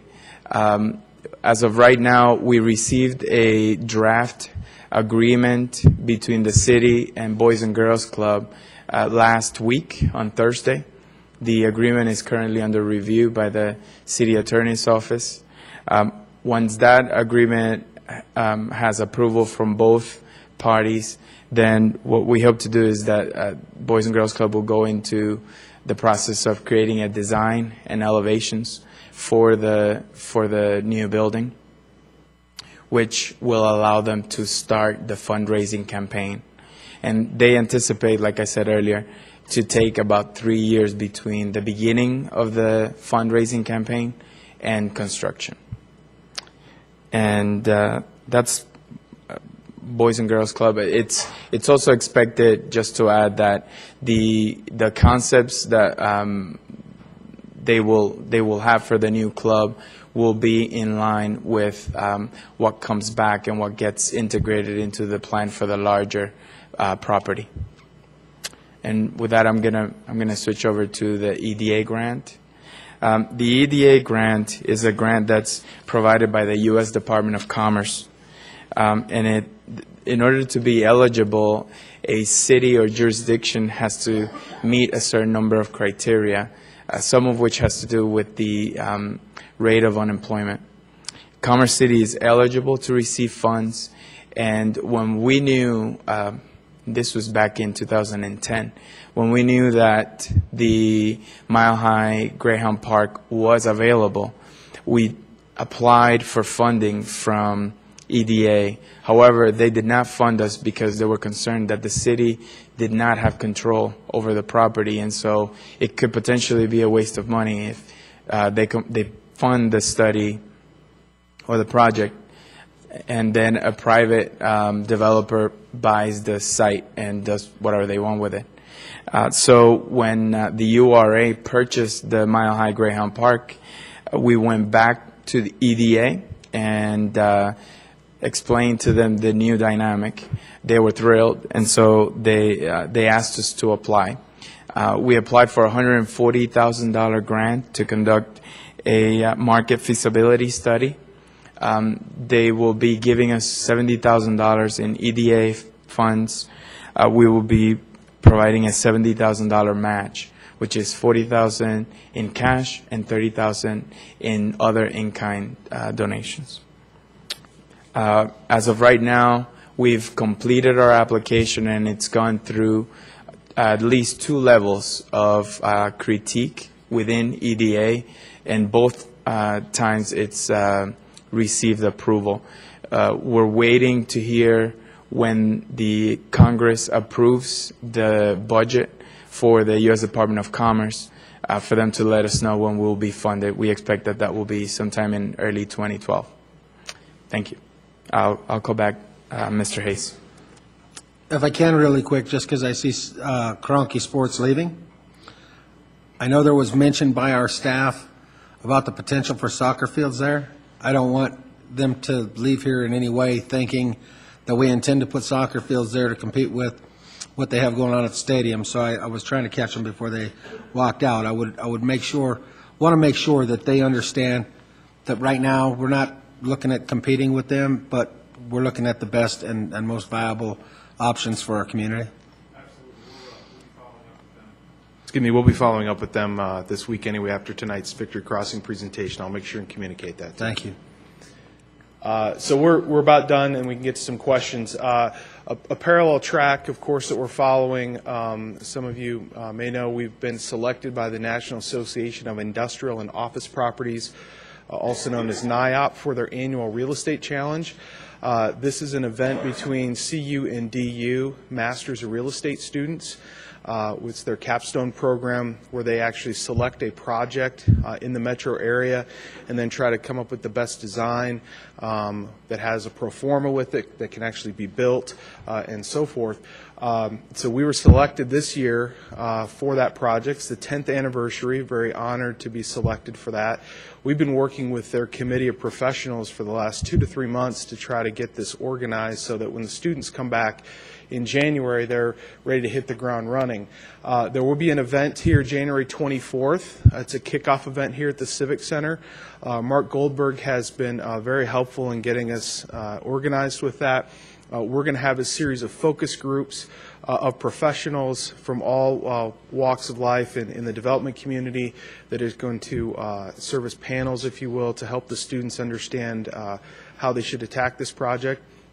There'll be 2 site visits by those students as well, one in February, one in March, where they'll spend 3 to 4 hours with city staff getting their questions answered. And the beauty of how this is set up is it's going to be an RFP, or request for proposals. So the committee is essentially giving an RFP to the students, and they're going to act as the developer. And we're really going to be able to use that kind of as a model for when we go public with our development proposal sometime next year. It culminates May 2nd, 2012, with an awards dinner. It's downtown. There'll be between 600 and 700 development professionals, all just looking at this project. They'll have a final award then for the winning team, and again, huge publicity for the City of Commerce City and this project. Again, I mentioned ICSC in May in Las Vegas. We're going to be targeting retail and hospitality users.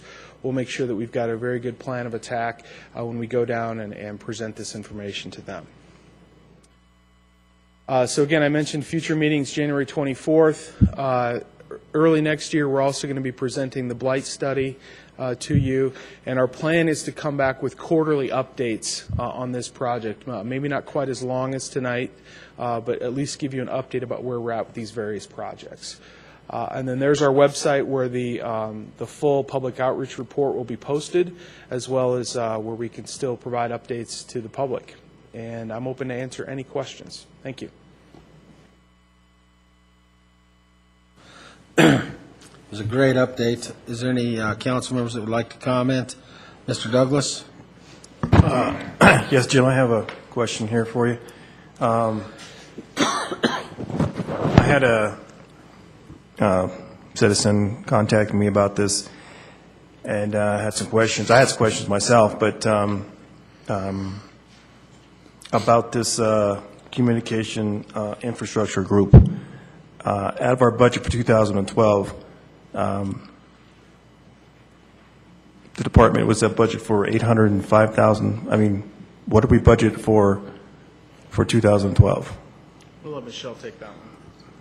Mayor, members of council, the URA for these 14 meetings is approximately $56,000. That included staff time, development of all of the materials, and the report. So that's what we spent on the outreach to augment our efforts. Now, is there an outside group that's helping this project?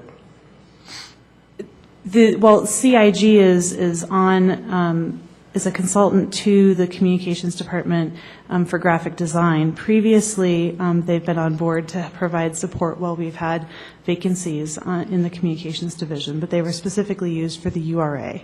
And how much is budget towards that group? I'd have to go back and look. It varies, but we've probably spent under $100,000 in total for the year between the 2 items. The 2 items, meaning the dog track and the Boys and Girls Club? No, sir. The 2012 communications budget, we had money for them to provide staff support from staff savings because we had several vacancies. And then they've also are providing graphic design. So that's from the 2012 budget. The URA was specifically a different budget for a specific time period, and that was $56,000. Okay. And I know, Jim, I know you said that in 2000 with the awards, as far as the staff meeting with the students and the award dinner, and you say that's going to be in Denver? That's correct. There's no way we can have that in Commerce City since this project is for Commerce City, or is there are there other things that are tied in with the National Association Industrial Office properties, or is this just for the URA? It is specifically for this project. Historically, it has always been in a downtown convention-style hotel. Past projects have included 9 Mile Station last year, Solterra in Lakewood, things like that, but they've always had it in downtown Denver. Okay. It would be nice if you could have that here in Commerce City, since this is in Commerce City as far as our project goes. I think part of the challenge is they've got 700 people that they try to turn out for this event, and they've been pretty successful in doing that. So in terms of having a venue to host it here locally, it would be probably pretty challenging. But I understand exactly what you're saying. One of the things that we have been talking with them about is this kickoff event, and typically that's done at the site. And clearly the site is not safe to have it inside. January is not the prime time of year to have it outside. So we are going to be using the Civic Center for that event and bringing a lot of those professionals into the building. We're going to be taking some tours, at least of the outside of the property. And then the evening reception will probably be over at Dick's Sporting Goods Parks. That's what we're targeting to try to, again, get people excited about the area and the community. Okay, thank you. Mr. Bullock. Basically, you answered my question, but on the kickoff event and the awards dinner, is that an event that the council will be invited to? Absolutely. The kickoff event, I would say probably the reception would be the most appropriate time for council to interact. You're more than welcome to attend any of the sessions. The point of the kickoff, though, is to try to get the information out to the students as much as we can. As part of our sponsorship with NIAP, we do get one table at the event. I'm sure we're going to be purchasing more tables, but definitely the entire council will be invited. Okay. Thank you. Seeing no one else, thanks for the presentation. Oh, Mr. Moreno?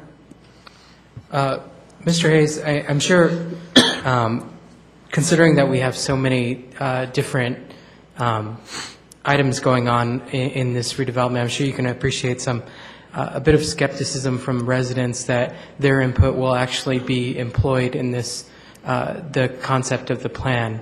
Can you just reassure us that resident input will be included for those students that are taking part in the NAIOP Challenge? Yes, absolutely. We will we'll provide the full public outreach report for the students.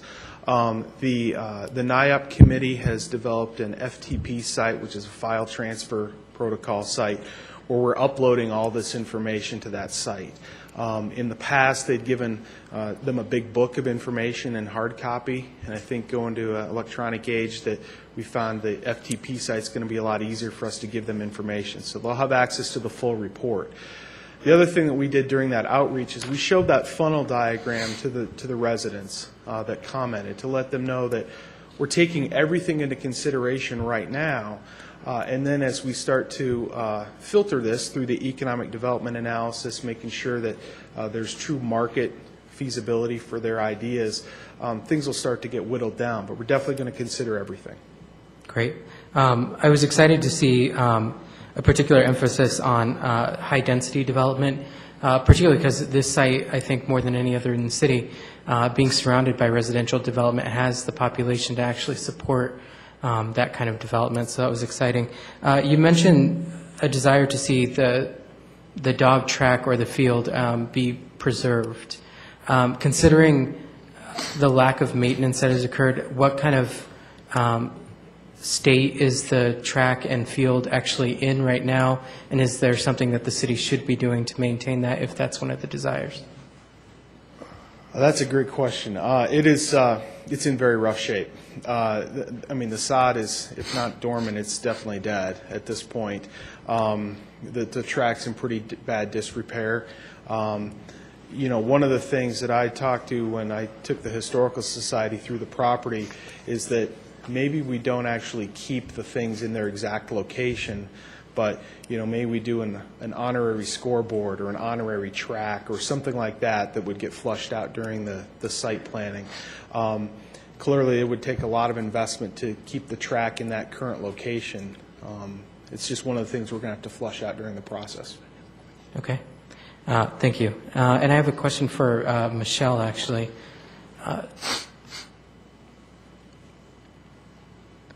Michelle, in your focused, targeted outreaches to the Hispanic community, did you see any discrepancy between the general outreach and the Hispanic results that you received as a result of those outreaches? If you looked at the presentation slide, Mr. Mayor and members of council, you'll see that the targeted outreaches were very similar. The top three types of development were very similar, the order changed. So what we saw in the targeted outreaches was Parks and Recreation and Sports was number 1, but number 2 was retail businesses, and then number 3 was arts and entertainment. So that was kind of the nuanced difference, but I would tell you that among all audiences, all parties, the top 3 development areas remain the top 3. Thank you. Thank you. Mr. Douglas? Now, as far as another update, there probably won't be one for a while, right? As far as the meetings taking place, this was it, right? As Mr. Hayes indicated, our planned schedule was to update the City Council and the URA quarterly. We can certainly do that more often if there's desire on behalf of council to update you more frequently. Okay. And that said, I'd like to say something about the site. Is that okay? Sure. Okay.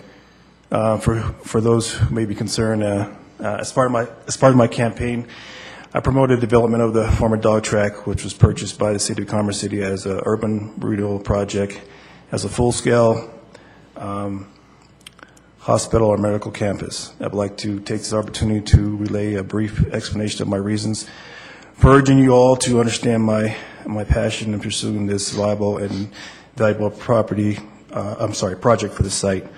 In my research so far, I can see that large medical facility assuring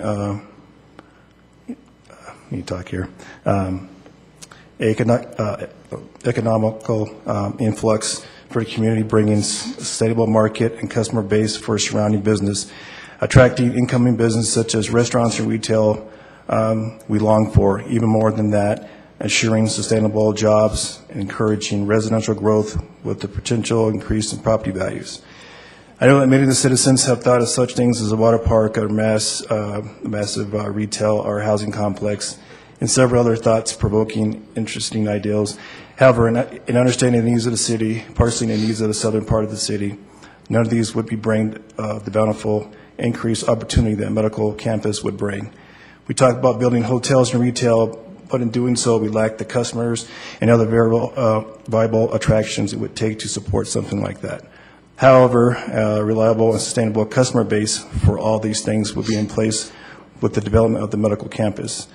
I encourage you to take this concept into serious consideration. Other ideas can end up not drawing interest in all due to other current perceptions in our city. Reality dictates that you have given people a reason to come here to visit, work, and live, and a full-service hospital or medical campus would do just that. At this point, several other suggestions may be under review, but you have to question what the long-lasting results will be and if those things will have the same snowball effect in spurring growth. After all, don't we have the development of the site to be enduring success, which promotes other growth possibilities? And if you ever take the steps towards bringing our city to a real turning point, consider this vision as a viable option is more likely with our only chance, so let's not miss the boat this time. Thank you. Mr. Douglas, your remarks are very well respected. We all have our opinions. I really want to let the process take place with the citizens, with the professionals, and you will have time throughout this entire process to make sure that your opinion is noted. But I do respect your opinion. I do think it's one of the possible fits. But we have to see who wants to come here as well. No, I understand. So I'm supportive of your opinion, but I think all 9 of us will have different opinions, or maybe a couple the same. But I just want to let the process take care of itself, and I want to encourage you throughout the process to bring forward your opinion as you see necessary. Okay, I appreciate that. Thanks. Absolutely. Mr. Bullock. Mr. Hayes, I was going to ask you this before. After the real estate challenge, will those ideals be incorporated in the ICSC presentation that is going to take place in Vegas, or do you think that will be too late for them to get put in the agenda?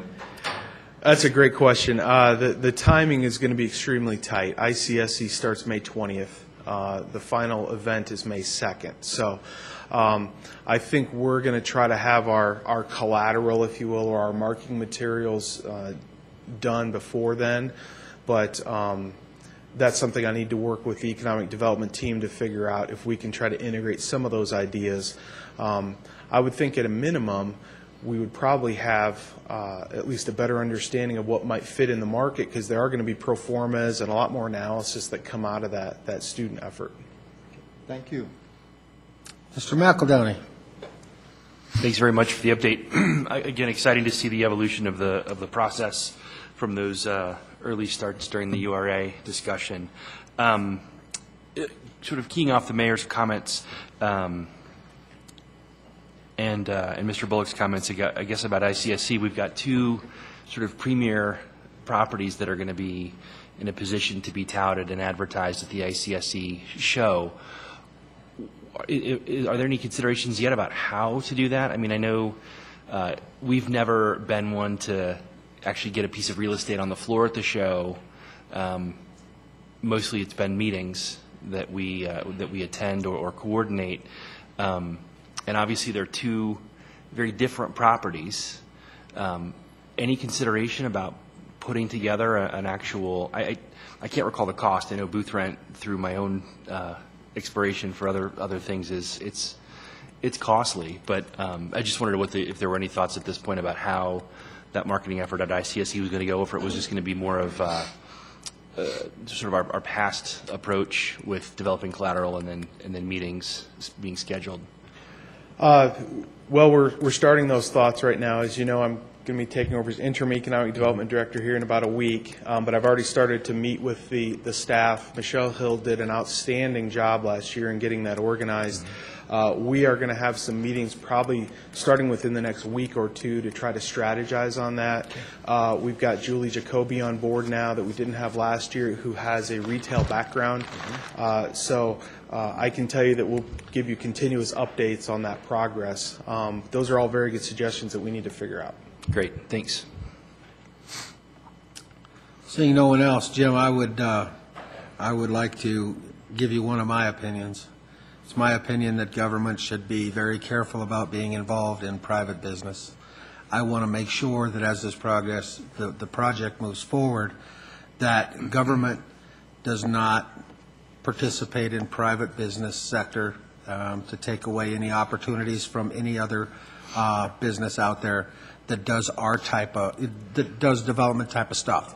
So during this process, is there a point in time where Commerce City says, okay, it's master planned, where do we start stepping back and let the private sector come in and do what they do, so that we're not participating in this potential private business facade? That's a great question, Mr. Mayor. The NIOP Real Estate Challenge kind of fell into our lap, if you will, that we applied for it and everything, but we're going to use that as really information gathering. I mean, they are students. We're going to have to give it the appropriate weight that it will generate. The thought process with concept plans was really to give us something we can market, something we can, if we get the EDA grant, we can use to do some feasibility analysis to save the developer time and money before he comes in. Before we got formal with an urban renewal plan, my thought process was that we would probably go out with an RFP, find a master developer would be ideal, but we might find multiple developers that want to put together a project. At that point, it's just my opinion, but we step back a little bit. We become their partner, very similar to how we've done with Cronky, but not exactly. And we offer the gap. If there's a gap in the market that they need to fill, that's where the URA can step in with the land that you purchased, with TIF incentives, with other types of incentives. That's our role. We're not, and I think a lot of other communities have found that if you try to be a master developer, that doesn't work very well. There's private sector professionals that make their living doing it. They're going to be the ones that succeed, and we just need to try to help them along. That's exactly the answer I wanted to hear, but I wanted you to say it so that everybody at home and in the audience could hear that we do have a plan not to be competing with the private sector, that there is a time where we slowly step back, we still give incentives, we still offer that help to get it done through the urban renewal process, but I didn't want people to think that Commerce City is going to develop this out the way they want to. I think we'll have a lot of input, but I also think that we need to not be in competition with the private sector. I think it was a great purchase. I think we need to continue down the road. I think you guys are doing a great job, so I don't want anybody to take what I have to say out of context. I just wanted the residents to know our government business and private business needs to be, there's a gray area in between, but ultimately it needs to be separate. Mr. McElhenney, is your light on? Okay. Mr. Moreno. Just one more question. Mr. Hayes, was there any clear consensus among the input that we received of uses that specifically citizens did not want to see on this site? Not consensus. No, I don't think there's any consensus on exactly what we didn't want to see. Okay, so there's a variety of responses. Did we ask that question about what people may not want to see on the site? Yes, absolutely. There were a variety of responses to that. I'd have to ask Michelle maybe to come up specifically. I think there were a lot of, say, fast food answers that, we didn't want fast food. There were also probably some ethnic restaurants that we thought we have enough supply of. But then there were also people that said, no, that's fine. Just to tack on, Mayor and members of council, I think everything that people said they wanted, you had equal people who said they didn't want. So it really was across the board. We had people who supported gambling. We had people who didn't want to see gambling. We had people who wanted dance halls and entertainment centers. We had people who didn't. So it really was the gamut of all input. And that's essentially, now we have 700 comments to sift through and see what's feasible and what sticks. So, thank you. Can I get you to do me one thing, Michelle? yes, sir. Count up how many Applebee votes so you can tell Mr. Moreno so he can pass that on to his mom. Well, we did try very hard not to get that specific to Okay. protect the interests of the board members. I just had to throw another plug in there for him. It was perfect timing. Thank you. Seeing no other questions, thank you both for the input. Thank you very much for your time. I know we spent a lot tonight, and hopefully this was an important update, so thank you. Next, we will tackle the discussion and presentation of the updated employee policies. Mr. City Manager. Thank you, Mr. Mayor. Two key members of the city staff have been working for many months to update the city's employee policies. They are here tonight to provide an overview presentation, answer questions you might have, and then the goal would be to bring this matter back to you January 9th for the City Council to approve the document. Over time, two separate documents had emerged that city staff was utilizing to document policy and procedure. One was called the employee policies, the other was called the employee handbook. The initial effort that began a couple of years ago was to combine those two documents back into one document, so we have one source document for recording all of our policies. And the city's charter actually requires that the city council approve the document. So Karen Stevens is here to walk you through the document, highlight some of the key changes, answer your questions with the intent that we bring the document back on January 9th. Okay. Good evening. Good evening, Mayor, members of council. My name is Karen Stevens, for those of you who don't know me, and I do have the dubious honor tonight of going through, at least talking to you a little bit about the employee policies. Brian covered a lot of what I was going to say, so that cuts down on my presentation. Heather Spencer and I have been working for a long time. I think when I sent the information out to the FOP and to AFSCME members, I also copied you all, so you could see what our old guidelines look like and our old handbook look like. They're hard to navigate, in my opinion. They're hard, they're painful to read. And I say that knowing full well that 10 years from now, when somebody's looking back at my work, they're going to say the same thing about my stuff. So it's not to cast aspersions on anybody. They just needed to be updated. There's been changes to the Family and Medical Leave Act that we needed to incorporate. There's been changes in the law regarding domestic leave or domestic violence leave. Items about parental leave, so parents can get off to go to their students' parent-teacher conferences and those kinds of things that we needed to incorporate it into these documents. It's been a long time coming. We have been working on this for months and years. And so tonight, I wanted to let you know that as a result of our outreach, our recent outreach specifically to AFSCME and to the FOP, that I've had conversations with, I've had meetings with FOP representatives. I've had conversations with AFSCME representatives. And the packet that you have is the policies that were originally presented to you with some changes that were made based on the discussions with the FOP. And with those changes, the FOP and AFSCME are comfortable with the policies as they're presented to you.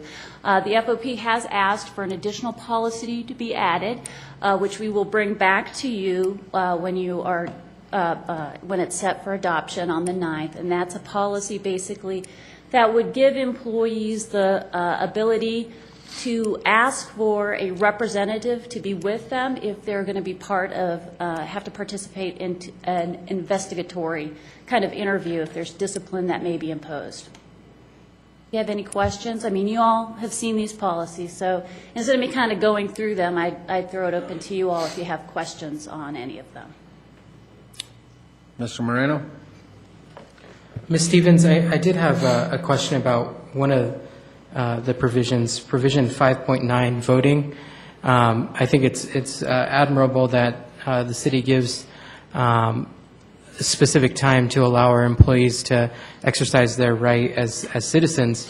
The only question I had, and perhaps a suggestion, is the language specifically calls out each state and national election but does not reference local elections. And I think that should be added. Okay. I don't see any other ones, Ms. Stevens. Oh, here's Mr. Douglas. Go ahead, Mr. Douglas. Yes, thank you, Karen, for coming forward with this presentation. Had a question about military leave. Okay. I'm just trying to sift through this here. Has that been outlined as far as what the procedures are for that? Because we do have a lot of military folks who work here, and as far as leaving on a on a military leave, just so they won't be scrutinized. How are they protected when they, like for military leave? Well, they're protected by federal law and by state law for their employment and reemployment and from being discriminated against. They also have rights to, under state law, paid leave, 15 days of paid leave. So that's all incorporated in this policy. With regard to procedures, how do they ask for it? Is that what you're asking about? What's the role on that? At this point, the last thing that I've seen, the police department handles it a lot, and so they've been working with HR to develop a procedure whereby a person who is being drafted for service, not drafted, but thank you, deployed, will fill out basically a form that says they've gotten their orders, here's when they're going to leave. It goes then to our administration to find out whether they have any paid leave left. Do they still have their how much of their 15 days are still left that year? Thanks. It has an ability for them to check a box to ask for differential pay, which is basically the difference between military pay and what they were earning with the city. And then there's it gets reviewed to see whether or not the city thinks they have the ability to pay for that, and if they do, then it's approved and it moves through the process along those lines. Okay. Does that make sense? Yeah, Does that 'cause- answer your question? Yes. Okay. Mr. Bullock? Yes, Karen. On the employees that are National Guard or Reserve that do their basic weekends and then their 2 weeks every year, does that come out of that 15 days, or is that when it's acknowledged that this is already set up with them to know that their weekends are coming up so if they're scheduled for weekends, this is something that won't interfere with their weekend duty? If they're scheduled to work weekends and they have their duty on those weekends, they would get paid leave for those 15 days, up to 15 days, and then after that, it would just be unpaid. Well, they'd probably get the differential pay or however that would work, but they would still have the time off in order to be able to participate. And there's no harassment or discrimination in points of view concerning that, is there? Because, I'm going to just reference when I was working for United, and we had to do it. We would always have supervisors that would feel like we are taking away their time, and yet we were saying, we're doing a service that you aren't doing, so we don't understand why you're giving us a hard time every time. Once a month we have to go away for 2 days, and during the summer we have 2 weeks that we have to perform a duty. None of that occurs here, or it wouldn't be tolerated here if it was occurring, correct? There's a couple of things that go on, right? And one is whether or not there is legal discrimination going on, right, which would be prevented by USERRA, for one, right, the federal law. And then the other is, are there occasionally comments that are made that may not be favorable? I can't tell you that because I'm not involved in that particular detail. I do know that there has been at least one complaint that's come to my attention with regard to an allegation along those lines, and it's being investigated. Thank you. Mm-hmm. I would like to add to that since we do have, and not just in the police department, there could be secretaries and street guys, whatever, that participate with our National Guard or Reserve type programs. I think that the city ought to be extremely proud of those guys, and I have already asked the city manager to bring forward some kind of recognition program for the council to be able to at least, if there may be that concept that there's some, hey, this guy can't work the weekend, whatever, at least this council can recognize all of those employees who participate both with our federal government and our local government, that we can say thank you and let them know that we appreciate what they're doing, and maybe that'll help to offset some of that. Absolutely. With you, Mrs. Stevens, I want to personally thank you for the extra steps you took with ASME and with the FOP. I know we have FOP members here tonight, but I don't know if there's anybody from ASME in the audience. If there is, raise your hand. Seeing none, I would like to ask the two guys from the FOP, are you guys satisfied with everything so far that you've been working with on the policies? I want to make sure you're happy as this comes forward. And I know Karen's been working diligently with both of the unions, and since you're here, and we've been seeing emails back and forth, and she's kept us up to speed very, very closely on this, I just want to make sure everybody's happy. Can I just add before that happens? Yeah. I wanted to let you know that one of the reasons ASME isn't here tonight is because I let them know beforehand, from a conversation that we had this morning, that there probably wouldn't be an opportunity to comment. Right. They plan on being here on the 9th. Okay, and I'll allow these guys to comment on the 9th. I just think with all the interaction back and forth, I know you've done a good job of trying to work that out. I don't think these guys are here for that particular reason, but I want to hear from them to make sure that they're comfortable with how the back and forth conversations have taken place. Mr. Mayor, City Council, my name is Derek Richter. I'm the state trustee with the Lodge 19. And I'm Ian Rancho. I'm the Sergeant at Arms with Lodge 19. I just want to say that we're extremely grateful that the city involved us in the process. It was a step they took forward that they didn't necessarily have to do. They could have gone about the policies and not talked to us. We're very grateful that they allowed us the time, the input, and the ability to make suggestions to change the city policy, which we feel are beneficial to our membership. Perfect. That's what I needed to hear, guys.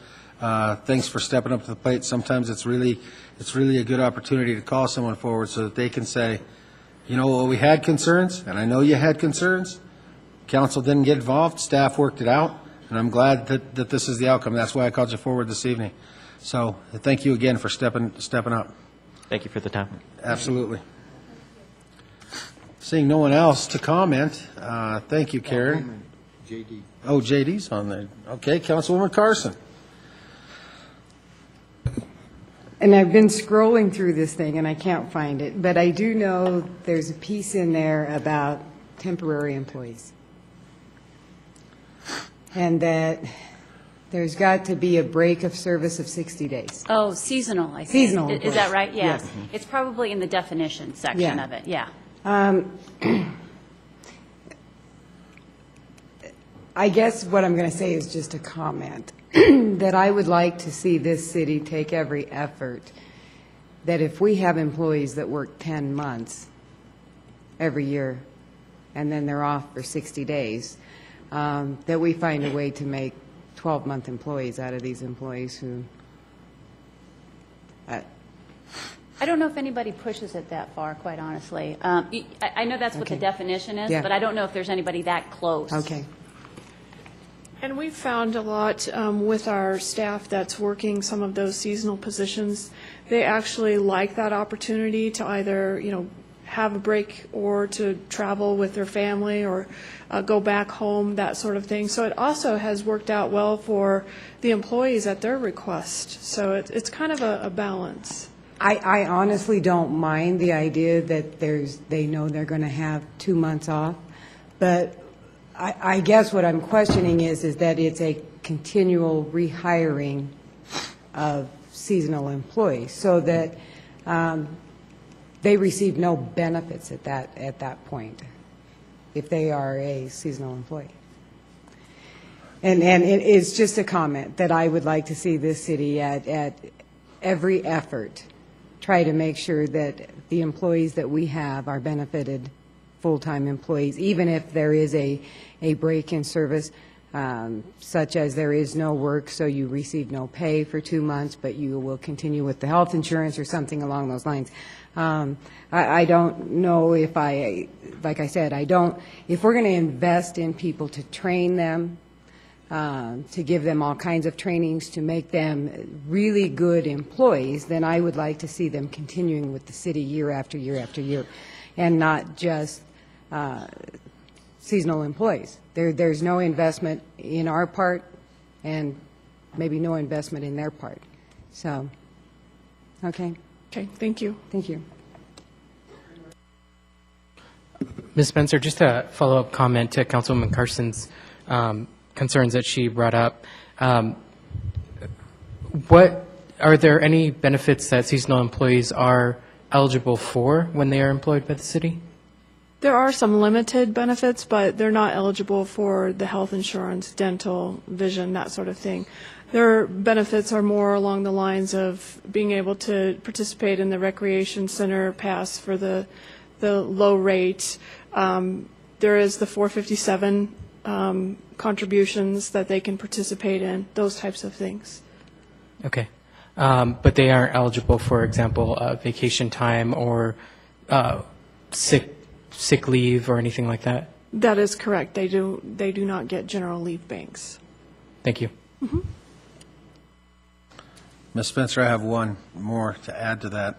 I think what I'm hearing is that there are members of this council that don't want to see the city utilize the opportunity to not employ these people full-time to save a little money by not offering them health care, to just come out flat out and say it. I agree with that. If we have good employees and they're trained and doing the job, I personally would like to see them be offered the opportunity to be full-time so that they can have those benefits. And I never would want to see the city react as looking at it from a savings perspective. And I just think that they're trying to be nice about it. I want everybody else to hear what's actually being said. Understood. I do realize and understand that piece. We did have a plan in place, I believe about 2 years ago, that allowed seasonal and part-time employees to participate and buy into a health insurance plan. But due to utilization, that ended up dropping off. So I'd be more than happy to look into those types of options. I appreciate everything you've done so far. I just wanted to reiterate what I was hearing. Great, thank you. Okay, thank you. That's all the questions that are up here. Next item, we'll get into administrative business. Mr. Bullock.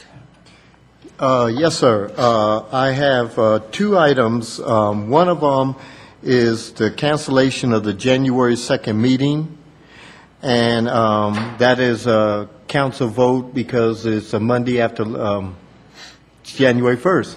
Okay, that's why it's called the second. And the other one is the Hispanic Chamber of Commerce is having their legislative event. I think it's going to be a breakfast coming up in January, and I was informed about this, and they would love for us to have a table there, and I said that that would be one of our something that we would put forward from the council, because I think it's from the perspectives of being at CML and the North Metro legislative events, to see all these different perspectives of what they want to bring forward for the legislative session. I am very interested on as many groups as possible. We will get the date, and if it's with the council approval, is it okay if we get a table? And I would like to ask you to put both of those suggestions in the form of a motion to find out how the council feels about it. Okay. I'd make a motion that the council buy a table for the Hispanic Chamber of Commerce legislative event coming up in January. It's supposed to be a legislative breakfast. Okay, now I want to let the council know that the lights that are lit up over here are for more administrative business, so if there is a second, please raise your hand so that I can acknowledge it. Mr. Benson. A motion and a second to allow a table to be purchased for the Hispanic Chamber of Commerce legislative breakfast. All those in favor signify by saying aye. Aye. I'm sorry? Just out of curiosity, date, time, and ensure we have sufficient attendance before we purchase a table. And I didn't hear about a cost for the purchase of the table, so. I imagine, I don't know. We can lay this over, and I can find out in the week coming, and we can bring this up next week if we want to lay it. The motion's been approved by vote, and I should have allowed discussion. I did not. However, it has been approved. What I would suggest, Mr. Bullock, is it is approved with what you've told us this evening. I would like to see a date, a number of participants to make sure we can fill that table, whether it be from council or staff, and what that cost could be to bring that back to the council. And if the council has any hardship with it, they can rescind their approval. Yes, because everybody that voted yes, anybody can bring it back to the floor next week. Exactly. So okay, that's the way I think it should be handled, to make sure it's covered by Mr. McEldowney's comments. I will get that information and bring it forth to the council during legislative business next week. Okay. And, my second motion is make a motion to cancel the January 2nd meeting of the City Council of Commerce City. 1 second. I can have the staff respond to that? Yes, there is a resolution coming before City Council next week at your next meeting that has a listing of all the official city holidays that fall on Mondays. So for one sweeping a vote. And and the meeting that you are asking about, Councilman Bullock, is included in that resolution. Okay, I rescind my motion. Thank you. Down there. Yes, go ahead. A quick question, Ms. Bauer. Is the Martin Luther King holiday also on that list? Yes? I believe so. Yes, it is. Yes, it is. Actually, Thank you. Yes, it is. Okay. Moving forward, anything else, Mr. Bullock? There's something else, but I don't remember what it, The only person that is RSVP'd for the bus light tour is Crystal, Miss Elliott. Everybody else, if you want to do it, is on a wait list now because the bus is full. So I was told to let everybody know tonight. So Miss Elliott will see the lights. She can bring you back pictures. On that, Mr. Bullock, I still plan on donating towards the cost of that bus tour. Okay, thank you. All right, moving right along, Mr. McEldowney. Hi, thank you. I had an item related to our discussion of the past several weeks on the fracking discussion. We've had a good bit of discussion about how we can involve council and stay within our framework of open meetings law, et cetera. I've received some updates from some of the citizens involved in the effort, and they have been, as individuals, engaging in discussion with Colorado Oil and Gas, South Adams Water, and other fracking-related entities. In many of those discussions, the folks that they've talked to have offered to come and participate in some form of a community meeting to help provide perspective on the subject from their area of expertise. Given that this is a matter of citywide interest and in an effort to try and expand participation in the subject by council in a framework that makes sense, I'd like to propose that we explore essentially hosting a panel at the Civic Center, inviting members from Colorado Oil and Gas, South Adams County Water, and other appropriate entities that a citizens group or city staff have had interaction with, providing an opportunity for obviously public posting, for broadcast through our streaming and Channel 8, and replay for folks that aren't able to attend live but rather virtually, in an effort to allow the city to essentially moderate that discussion and allow each of those groups to sort of present their position or information, facilitate some level of Q&A, and allow all of us to leave a little smarter on the topic with a range of perspectives. Obviously, the timing of that wouldn't make sense to try and hurry it together before the end of the year. We have a vote on a moratorium scheduled for next week. We're waiting to hear back from the Colorado Oil and Gas Commission as it stands on their findings. So my thoughts would be that we put something together or consider putting something together for the early part of the year and look at an afternoon on a Saturday or something that would avail more folks to attend. But again, would be a way for all of us to participate in such an event and get the community and our partners involved as well. So would be interested in getting council's comments on that. I would make my suggestion in the form of a motion and look for discussion in a second on that. Okay, again, since the lights are lit up for administrative business, if there's any comments to Mr. McEldowney's request or Mr. Benson? Yes, thank you. I agree with Mr. McEldowney that this is a citywide concern, but it's not just a citywide concern, it's a statewide concern, it's a nationwide concern. And but the people that are most concerned are those in Reunion South Lawn or in Ward 2.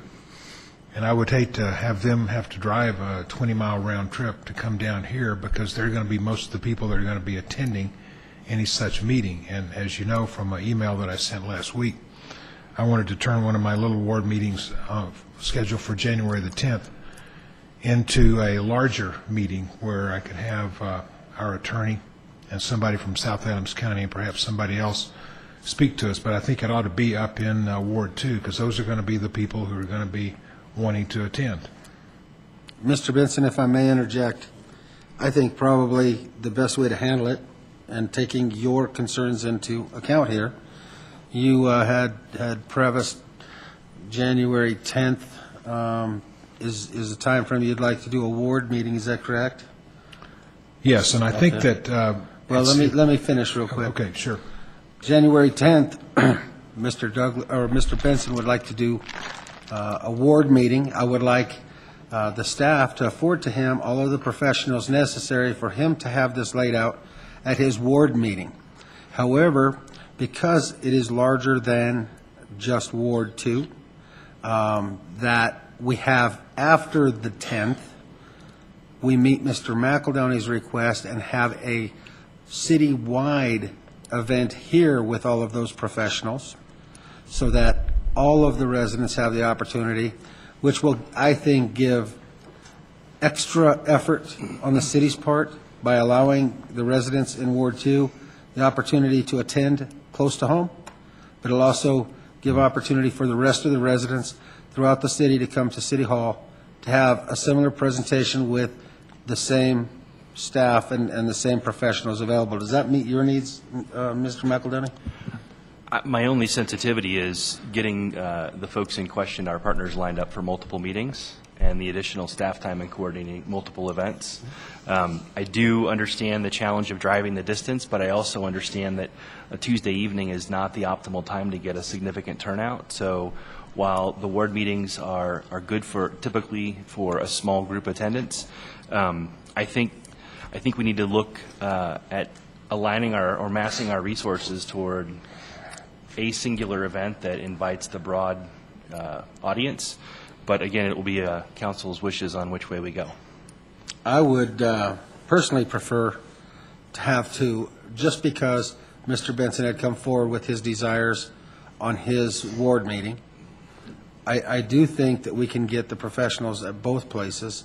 We've been working around the fracking issue and having multiple meetings, and that's why we have the committee set up the way we do, and staff has already put into play the action plan.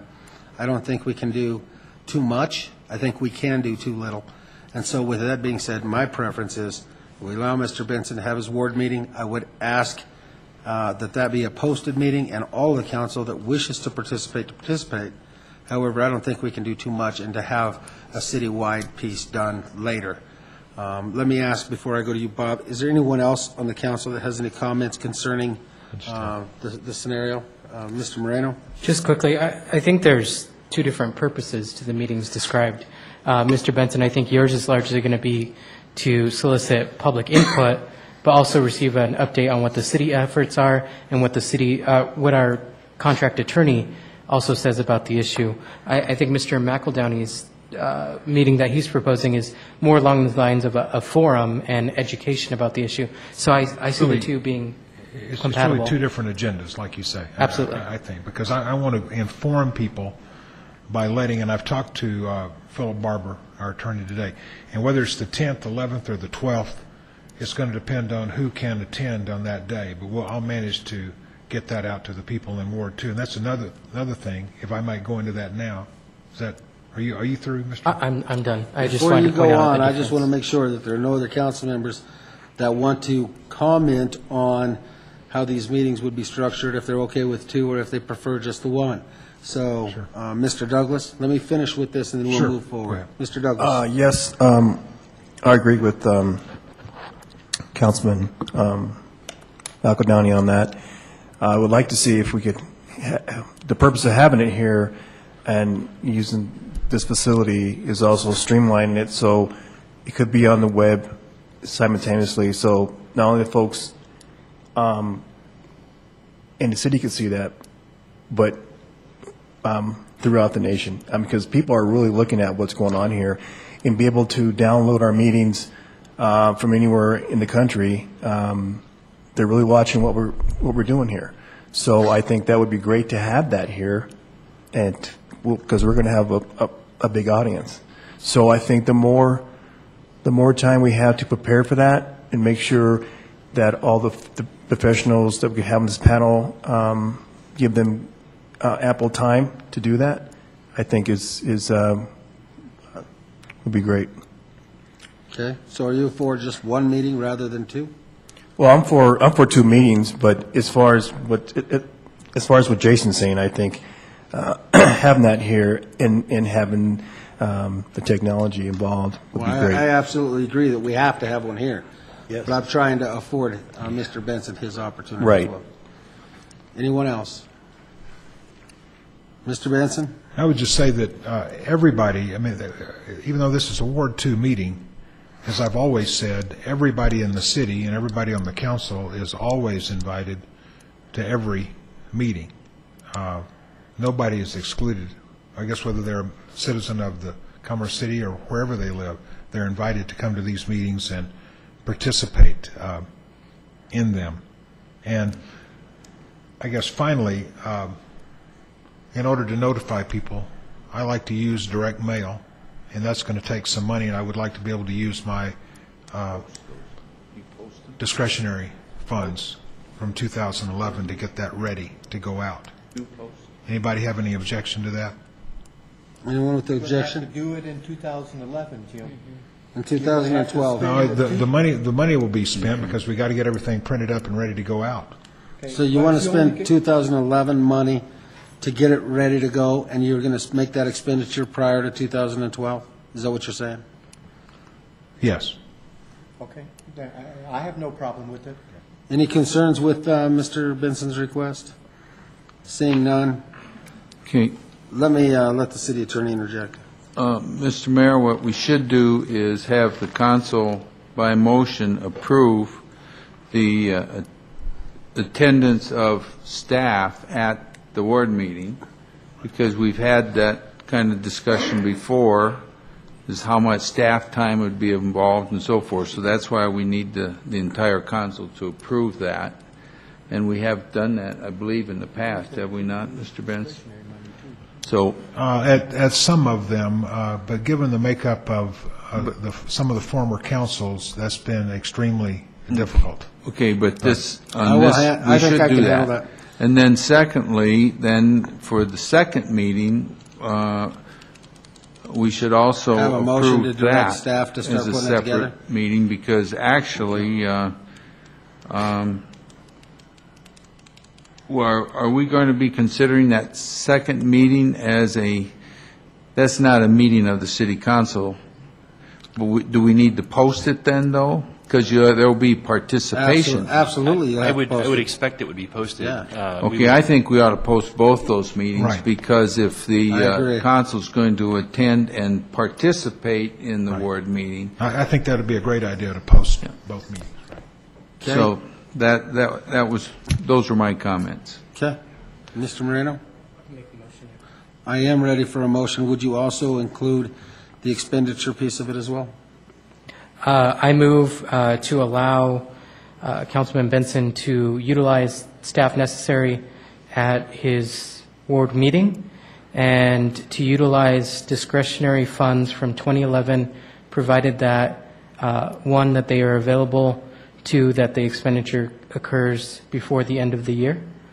And then I'll leave the second motion to Councilman McEldowney since he made the. Okay. Is there a second? I'll second that. I have a motion and a second to allow Mr. Benson, the staff and professional side of the situation for his ward meeting and for the expenditure for 2011 funds. All those in favor signify by saying aye. Aye. Opposed, say nay. Mr. Benson, you need to work with staff to get those expenditures taken care of before the end of the year. And that means, Mr. Cordero, we're going to need to work on getting out that mailing. Okay. Thank you. Way to be direct there, Jim.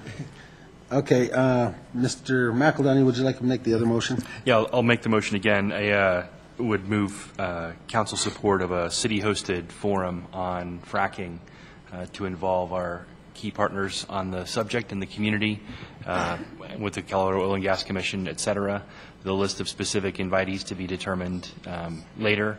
And I would ask that we put staff in contact with the leaders of the little community group and elicit specific contacts for consideration and attendance at that meeting.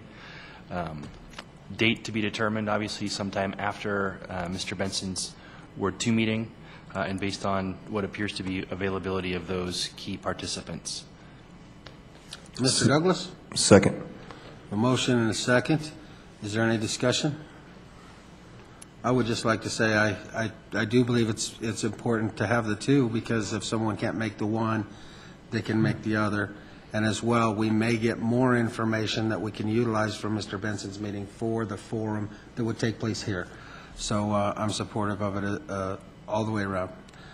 Have a motion and a second. All those in favor signify by saying aye. Aye. Opposed, say nay. Motion's carried, so staff can get to work on structuring that. Mr. Benson, did you have anything else? Yes. You know, I brought up the issue of the enclaves within the city and getting them in the city, getting them annexed, and I think I would like to suggest that we have the staff research where these enclaves are, contact the owners to find out how they would feel about being annexed, and come back to us and report about what their feelings are. We have the absolute right, if we've surrounded any enclave for 3 years, we have the absolute right to annex them within 30 days. Is that correct, Mr. Gaylor? We have the absolute right to annex them. It would take a little longer than 30 days, but basically your statement is correct. By the time you have 2 readings of the ordinance and so forth, it would extend longer than that, but it's less certainly than 3 to 4 months. Right. Okay. Thank you. Is there any discussion on that? I was just going to say that we don't want to go out and just say, okay, we're going to annex you now. We need to check with the owners first to find out how they feel, and then we could determine how we want to proceed after we find out how they feel about it. So. Any questions or comments? Mr. McEldowney? I know Mr. Benson has the best intentions for the proposal, and we've talked about the last couple of years at our strategic planning retreat. This is actually commentary for you, sir. I know you have the best intentions with this suggestion, and we've talked about your suggestions for annexation strategy the last couple of council retreats. I think that we need to look at this annexation strategy or the question of these enclaves perhaps on the heels of getting the final feedback from our oil and gas attorney to determine if bringing them into the city is going to even have a significant bearing on us having any weight over oil and gas activity in general. I would hate to see us go through the effort to undertake an analysis of that size, that outreach, only to find that the ultimate decision around what we can control on oil through the oil and gas rulemaking that we might be able to undertake in the city is limited. I think ultimately we do have to have additional and further discussions on an annexation strategy and what warrants putting work together to go proactively toward those discussions as opposed to discussions like we had last week where a landowner wants to come in. But that's just my 2 cents. And could I respond? Mr. Moreno? Just a quick comment on that. The way that annexation agreements or annexation proceedings come to the city is a very, very fluid process, and a lot of work goes into it. And I think the point of it and what it should ultimately boil down to is that it comes at the timeline and the desire of the property owner or of the business owner, of the resident, whatever you want to say. I'm hesitant to approach property owners for annexation, especially at the city staff level, and worry them that they may be ultimately forced annexed in the future. I think we create a lot of problems by approaching it in that manner. I think it's ultimately up to the property owner when they decide they would like to annex into the city and when they would want to start those proceedings. So I don't think I can support that request. Mr. Bullock? I don't know if Mr. Moreno was reading my mind or not, but it's the same thing I'm thinking. Why put the fear of God in somebody that they're going to, that this is coming down the road? For what we're talking about, and I don't know if it has to do with the fracking or what, but let all this kind of play out. And I couldn't support staff going forward doing this either because it creates more problems than solutions. So I would have to say we have a whole year coming up ahead of us to deal with a lot of different things. let's let this play out and see how the cards fall before we decide to start going to different businesses or different properties and propose an annexation. That's just my thought on it. Any other comments? Hold on a second, I'm still taking up. Okay. Let's go with JD, and then I'll come back to you, Jason. I guess those are my sentiments, exactly. Mr. Benson, you're just like this aggressive annexation person. No, I don't really want to spend that kind of time and money, and as Mr. Marino said, putting fear into people of Commerce City's coming to annex everything and anything.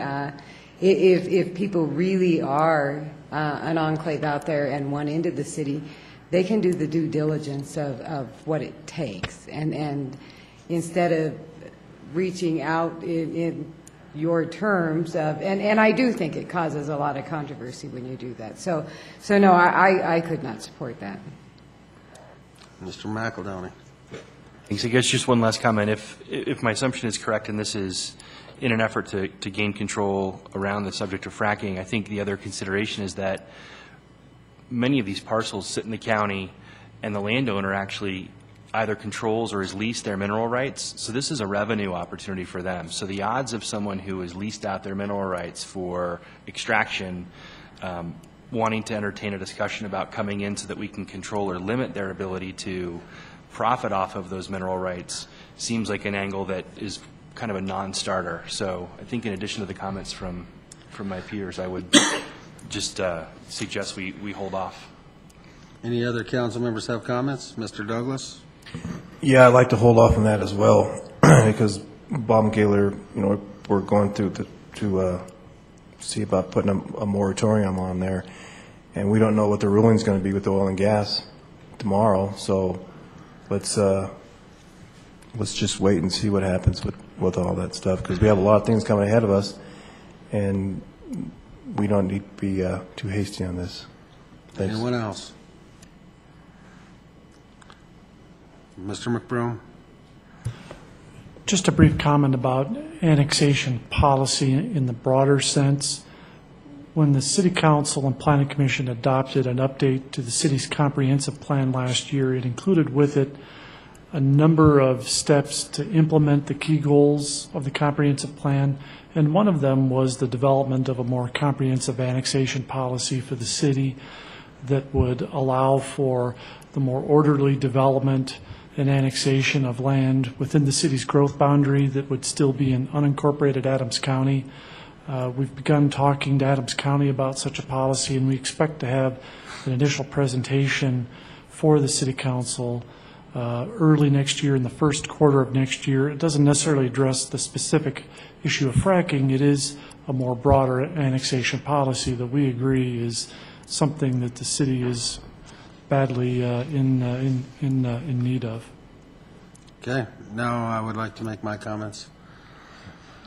I spent quite a bit of time with you on the phone today, Mr. Benson, talking about annexation and how that may work. I understand and I respect your position to do everything humanly possible to protect the residents in your ward.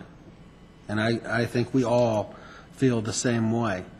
I just want to make sure that as we move through this process that we do it proactively and not reactively to make sure it's done properly. As one of the things this city has already done is direct our staff to put forward a letter to the county requesting that they consider a 6-month moratorium in line with ours. So we have asked the county to participate. Whether they will or not, I don't know. Number 2, I am not a fan of forced annexation. I think that anybody who wants to be part of our city should be voluntary. They should have a reason to want to be here, and it's our job to entice them to be here. If the landowners up there, their tax base is going to change, the zoning is going to change. A lot of things can affect them in a negative economy. I would, however, state that if there are any of those enclave property owners that have a desire to voluntarily annex because of this request of yours, Mr. Benson, that we have our staff look at and afford them the opportunity to do so voluntarily without annexation fees to help you protect and help this council protect the residents in the Reunion area. But I do want to warn you and the rest of the council, if you go towards a forced annexation type of process in a down economy with these guys that potentially are holding on with just shoestrings onto this land right now, we can open up a whole nother hornet's nest. As well as, right now, from my understanding, we have taken a lot of steps on this fracking situation, and I still don't know, because it's regulated by the state, along with Mr. McEldowney's comments, whether or not it gives us any more or less controls, whether it's within the city boundaries or not. That's why it's important for this council to have the dialogue with the attorney that we have recommended to be brought forward so that we can retool our own development standards concerning drilling and fracking operations. It does give us a 6-month window within the city limits. The only thing, annexing these properties in a 30, 60-day time frame would just allow them that 6-month moratorium if the county does not follow our recommendations of including that 6-month moratorium. I don't want things to be a knee-jerk reaction, but I do want to protect our public in the best possible way we can. And I think that through dialogue with the attorney, this oil and gas attorney, and with our action plan that's put into place and with our moratorium, I think we have taken some very proactive steps to ensure our public that they'll be notified and that the permitting process will be looked into, and that we'll take care of anything we can. But we need more information on what we can and can't do comparative to the state regulations, and that's where I want to stand on it for now. Mr. Benson, Okay. Go ahead and finish your communication. You know, I agree with some of what some of you have said, and I certainly agree that we don't know exactly what we're going to be able to do, and maybe we should wait until we get the advice of our attorney about what we can do. You know, we're going to pass this moratorium, I guess, next week. It only applies to land that's within the city now, has no application to anything that's in Adams County, so it's almost, I think that one of the things that people really complained loudly about was the fact that nobody got any notice about this except when the equipment went up on that area east of South Lawn. And one thing, being in the city, would require them to give the city notice. It doesn't have to be developed property. If there's a business there or a warehouse or whatever, just vacant land, something that's ripe for somebody to go in and stick a hole in the ground, or maybe to reactivate an old well like what they're trying to do east of South Lawn. That's my whole purpose. I've been asked by people, they've heard me comment about this, they say, well, why don't you get that done? Let's annex these places so we have some control. We have more control than we do now. We have no control over anything that's in the county. But maybe it would be a good idea to wait and let's ask that question of our attorney and find out what he says about how many more rights it might give us to control what happens on that property vis-a-vis oil and gas exploration or drilling. That's exactly what I suggested. We have a chance to talk to the attorney and stuff and find out what we can and can't do. I would like to ask you, bringing up this current well and the position this council was put in, if that was within the city limits, would it have been any different than what it was where it is? Well, we would have gotten about 3 months earlier notice. No, we would not have. You don't think we would have? They said that they gave notice to the county about 3 months ago. But we were not on the list to get notice. That could have been drilled right in the middle of Reunion Park. We wouldn't have gotten notice. You would have saw the equipment show up. That's why we put the action plan into place, is so that our staff went to the Oil and Gas Commission to be put on that list to be notified of any new wells, not only within Commerce City, but within our growth boundaries, so that we will have that notice from now on. So what occurred on this well just helped to put us into the position of having an action plan so that will never happen again. So we will have that notification. Yeah, I just recall hearing the gentleman from Hillcorp when we were at the meeting in South Lawn say that notice was given to the county about 90 days ago. Absolutely, but notice doesn't have to be given to the city at that time. Now it does. If that property was located in Commerce City at the time that drilling took place, notification still would only went to the county and not to the city. Now, even though it's outside of the city limits, it would have come to us. Am I correct? So I think we've protected ourselves really well from this ever happening again, and protected our residents from it ever happening again. I think the issue still has to be dealt with by our discussions with this oil and gas attorney, and I'd like to prolong it to that point. I would agree with that. Mr. Mayor, just one other Mr. point, McEldowney. and I failed to bring the copy. As a result of the activity on the well and the dialogue that the staff have initiated with the county actually submitted a letter to residents within a certain radius of that well site, and I believe it was around a half-mile radius based on the rough sampling of folks that I've talked to. That mailing included 2 letters, one to residents of the community basically saying, here's what we did and didn't know, here's what we can and can't do. And in that, they in effect said, hey, we will let people know going forward. So it's obvious that the exchange that staff has had with the county has paid off. And so, as the mayor pointed out, and as was outlined in the updates that we heard from staff last week and had distributed from staff last week, they've taken steps to get us registered as a local government designee, which means that we will be in that chain of communication when notification comes down from Colorado Oil and Gas. The county is going to participate in that when it hits the county, and I'll defer to Brian because they probably have more accurate information. But again, I'll make copies of the letters that I received if you didn't receive them directly, and share those. Just a quick clarification, Mr. Mayor.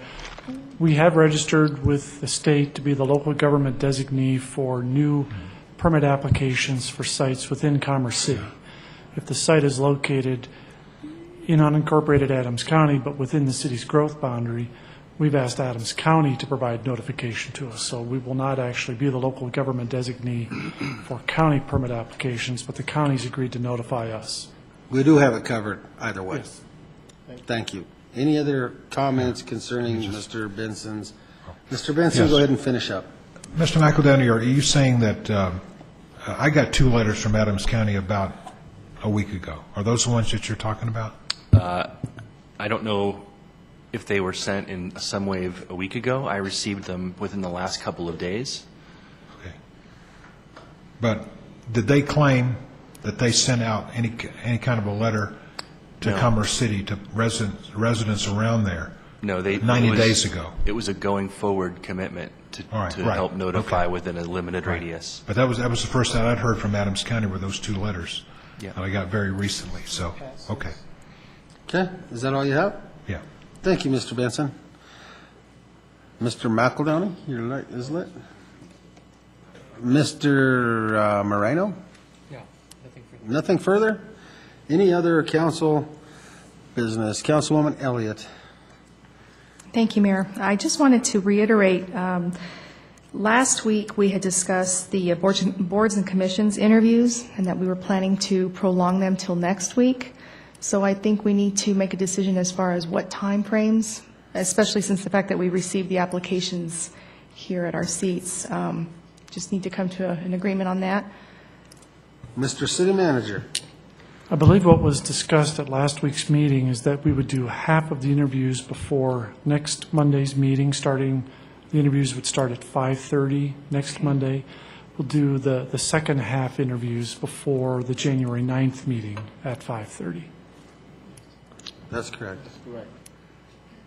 And Deputy City Clerk Cheryl Scott has been reaching out to the applicants, and so she is working on putting together interview schedules for those 2 time periods, and we will post it. We will be posting them as it is council business being discussed. So we will post the interview schedules. That will not. You do not need to adjust your meeting schedule to start your city council meeting at 5:30, but you will need to be here at 5:30, both next week and January 9th. Okay, no, that's fine. I just wanted clarification on that. Thank you. Any questions or concerns to that? Ms. Carson? Can you tell me, I've had about 3 people ask me if it's too late to apply for boards and commissions, and once you do this interview process, then what is the time period from the time applicants will submit an application before they are notified that we're going to do reviews again? Let's answer your first part of your question first. And if I heard you right, that question is it too late to apply? I would say that I would encourage them to apply at any time. We will always take applications.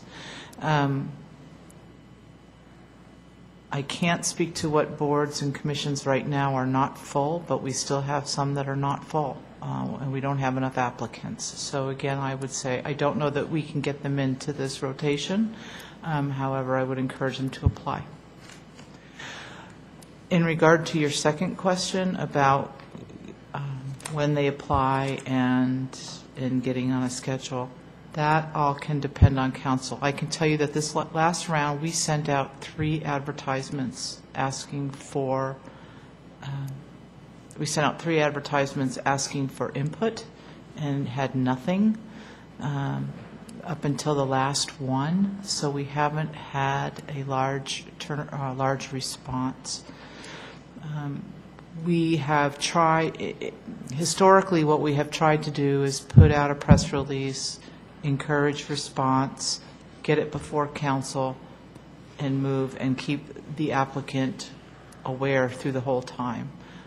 That always hasn't happened, but we have been working towards being more proactive in keeping in contact with applicants to let them know where we are in the process.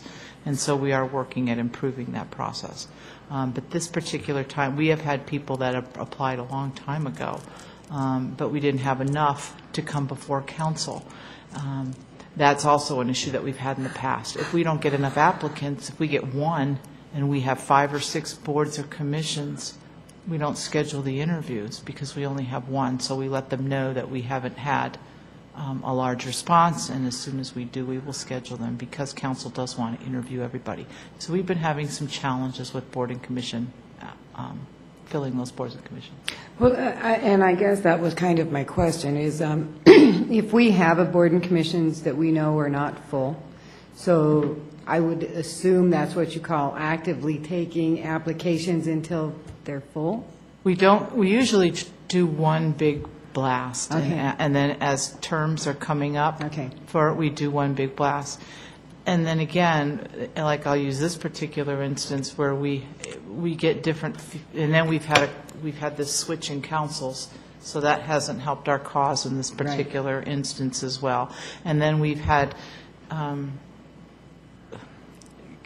different opinions we've had council hold different opinions as to what to do with these people. Do we just appoint them? That has definitely been no. Council's wanted to interview everybody, whether or not we've had openings or not, excuse me, whether or not we've had enough applicants to fill positions or not. We've never been able to just put applicants in. We have had, so it's been challenging at this round, especially getting enough applicants in to fill these boards and to even hold interviews. And it's taken 3 rounds of press releases and advertisement to get responses back in the city news, on the city website. We just haven't had an overwhelming response. And this time, after our last meeting, and Mayor Ford asked us to contact those candidates from this last election to see if they wanted. We've been doing that as well. And we have also, and we've gone back and forth through periods of time as far as whether or not you want alternates to apply or not apply. So those are some of the challenges we've been facing. Okay, thank you. Along those lines, I would like to ask, have we tried other advertising means, like the Gateway online, the Beacon online, the Sentinel, whatever, I mean, to try to draw more interest? That question would need to be answered through the Communications Division. I'm not sure where all they have posted it. Ryan, we have someone from Communications? How about Michelle? Can we try to advertise in a broader spectrum to try to draw more interest so we can get these boards and commission interest up? The last round, Mayor and members of council, that Laura referred to, we didn't do paid advertising, but we did do a lot of social media, and we also worked with our partner organizations and other council, cultural council, for example, asking people to send out, friends of friends of friends. So that seemed to work a little bit better, as I said, the final round. The previous two, we did more traditional methods, but we did not do any paid advertising. So it's something we could look at in the future. Yeah, I would like to try to look at other advertising means. I'm trying to rebuild some relationships. Some of those include with the Gateway News, and I want to make sure that we're using all the venues that Commerce City has to try to get that kind of information out. Sure, we'll take a Thank look. you. Anyone else have comments on this issue? Councilwoman Carson. Ms. Halstead, don't go away. Do we have, are we supplied with all the HOAs that are within Commerce City? Do we have contact information for all of them? Mayor, member of this council, we are building that list. The police department has a great list through their Neighbors to Neighbors program, and so they use that, and then we are working right now to build those better relationships with the HOAs so we can get into their newsletters as well. Okay. I just think these HOAs is something that we need to really be building with, and then we can send information out that way. Absolutely. All right, thank you. Thank you. Thank you. Seeing no one else, is there any further administrative business by the council? We'll move forward to reports. Interim City Manager Brian McBroom.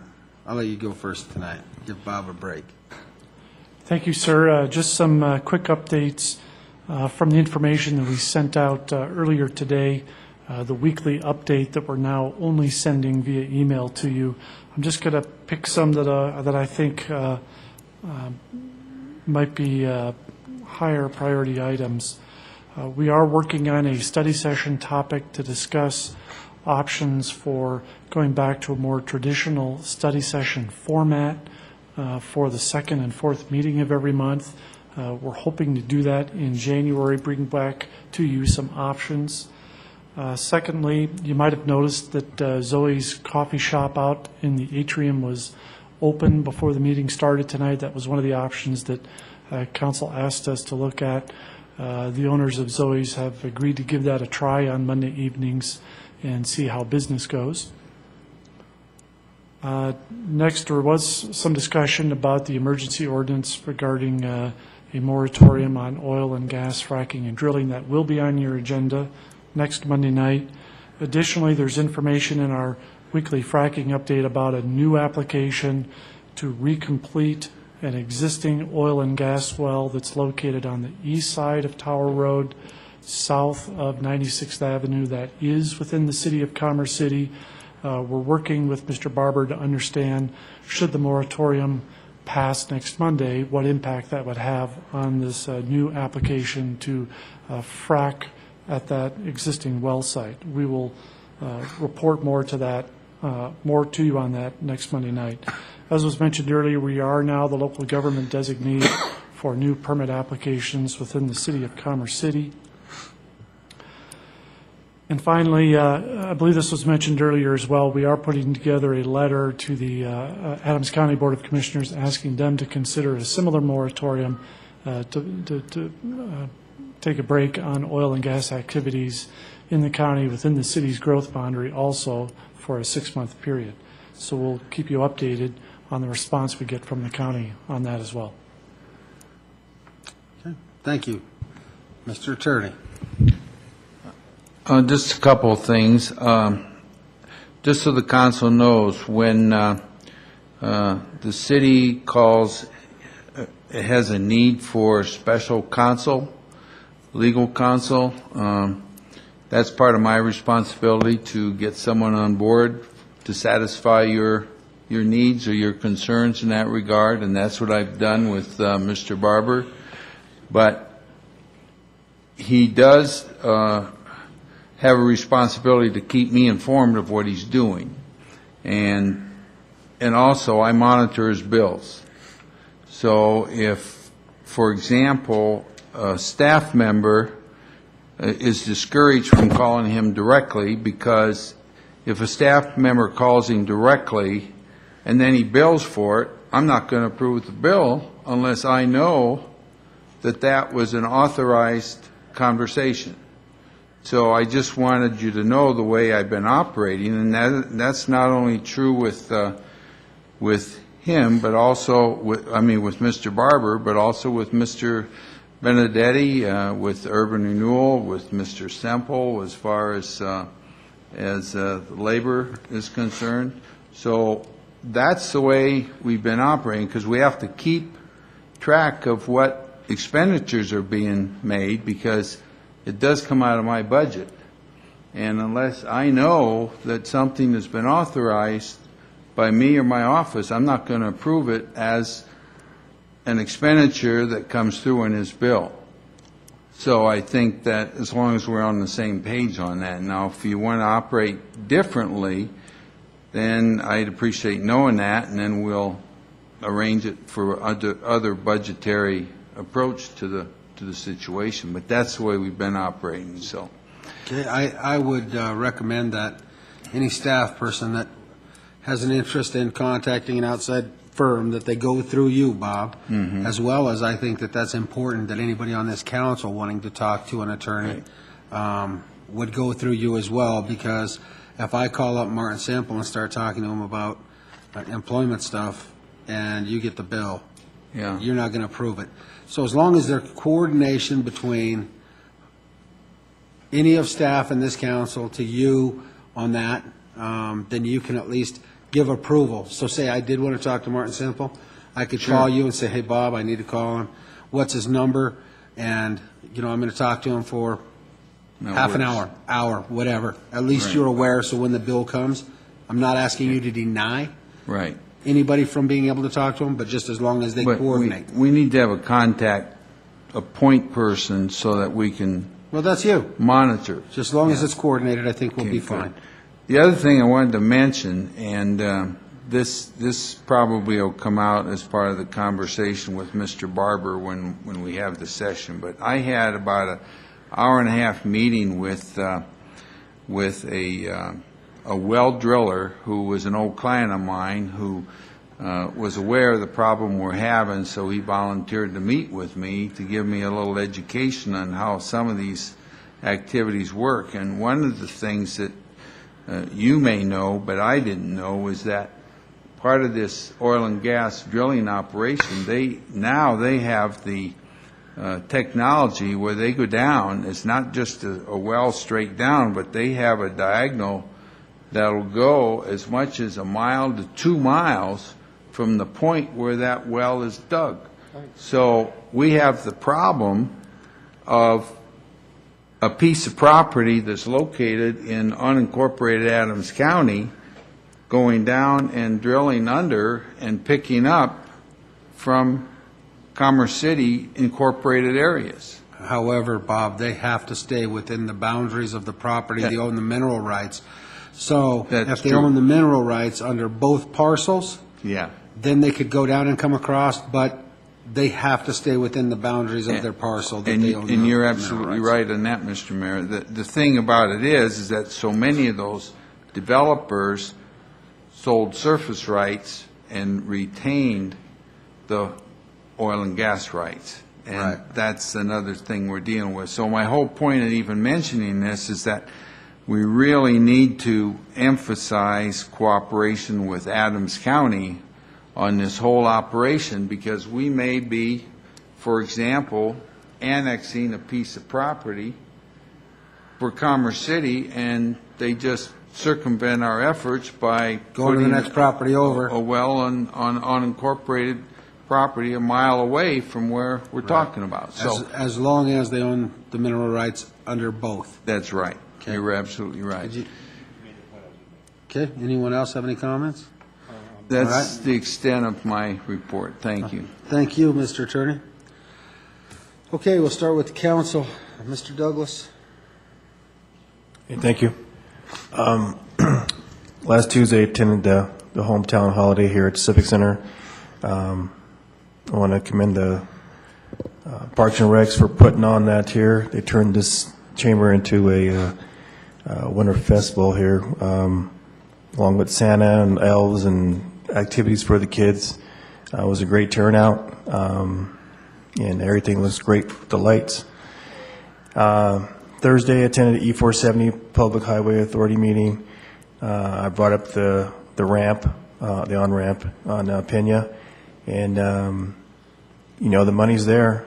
What we have to do is meet with Denver. I put a meeting out. I put it out there to have a meeting with the FAA that deals with the transportation on that area there, and then also with putting it out there for Denver. As far as all I'm doing is meeting with these folks, coming back, reporting to council. There is not going to be any decisions made on my part. This is all for us on council to review and weigh in on. Friday, attended the Metro North Chambers Legislation Breakfast on Friday, which was great. It was nice to see the state representatives and the folks sitting on the House of Representatives as well. There was some good discussion there and questions and all, and little debate going on, which is really good. There was good support from the council as well as economic development. And later in the evening was Derby Winterfest. I came there early, had to leave, and I came back. But from being there and all, I got to go on the hayride and all, and that was pretty cool. Had most of my family down there, and I saw a lot of the city council members there as well, representatives from Excel. And then as far as the citizens there, those are a great turnout, and so I appreciate Community Enterprise for another successful Winterfest. Thank you. Okay, Councilwoman Elliott. Thank you, Mr. Mayor. I, too, last week attended the Hometown Holidays event here at the Civic Center. Definitely a winter wonderland. I just want to thank the staff for all their efforts in orchestrating this event. I think it was really nice to see that. I also attended the Winterfest Friday evening, and despite the cold, there were many people that attended. And however, I want to say this, I felt a tremendous warm front throughout the little town of Derby because of all the warm hearts that we have in the community that care for one another.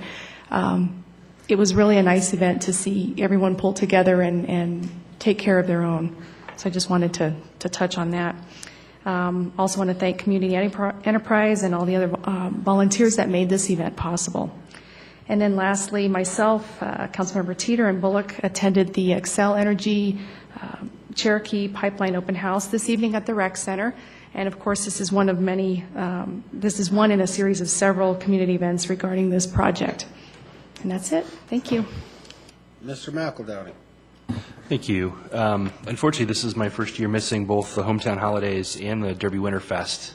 And I'm sad to say that my Christmas preparations don't quite feel the same. And so I'm glad to hear they went off as well as they did. On Wednesday, I stopped by the Excel Open House at Stewart Middle School. Had a chance to get an update from our contacts at Excel. Learned about some variations to the plan based on some alignment considerations. It sounds like they've also had some interesting discussions with Shea about Shea's future development and some considerations that Shea has put forth on requests for reconsideration about certain alignments. So I look forward to Preston and the team coming back to give us a formal update on that based on the completion of the open houses. And I think that that covers it. Thank you. Okay, Mr. Bullock. I attended the open house here at the Civic Center last Tuesday. On Thursday, CML had the annual policy committee meeting, and the first thing they talked about was oil and gas, and how during this upcoming session of the General Assembly that a lot of the oil and gas companies want to consolidate their power at the state and preempt all local authorities so they can get a bill passed where they don't even have to deal with us. That's their idea on it, and There was a lady that spoke in the afternoon. Her name was Susan Aldridge, and she's an Adarco Petroleum. Ms. could give you a better update on what she spoke about because I had to leave to go to the Sand Creek luncheon that same afternoon. I would appreciate it after we finish our reports if Ms. could come up for maybe about a couple of minutes and give a slight quick report on how because her company deals with fracking, and they looked at it from a totally different perspective, and I'd like for him to explain that to you. The Metro North Chamber's legislative breakfast, as Steve said, was very good, and it was a very, very wide variety of opinions on how everybody's seeing the new station come forward. The Winterfest was beautiful, but it was cold. It started out nice, but by the time we finished trimming the tree, they could have trimmed us because we were freezing. It was a beautiful art show that's still out in the lobby. I want all the people that are watching this on TV to come by and take a look at it. And on Monday, the 19th, over at the Casa del Rey Banquet Room at 11:30, the Lord's Pantry is going out of business, and because the lady that runs it is having health issues, and they're having a banquet for her, and she'd like to see all the council members that could attend. It's from 11:30 to about 12:30, 1 o'clock.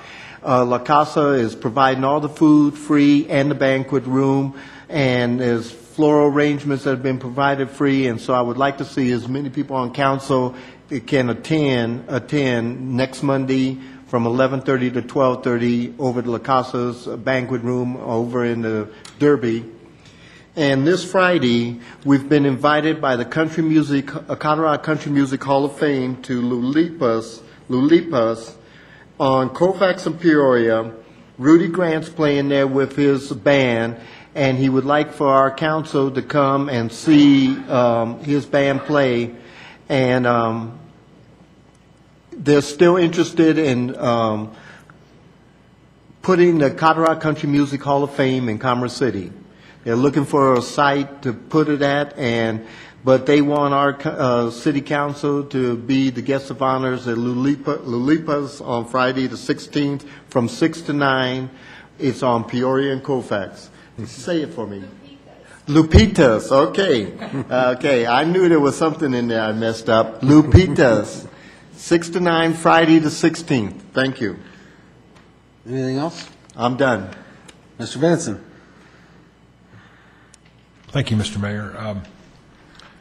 Well, I also attended the Hometown Holidays event. A lot of kids here having a good time. Just what Christmas events are supposed to be like. You know, we got to turn on the lights outside. And Mr. McBroom, has that light been fixed yet?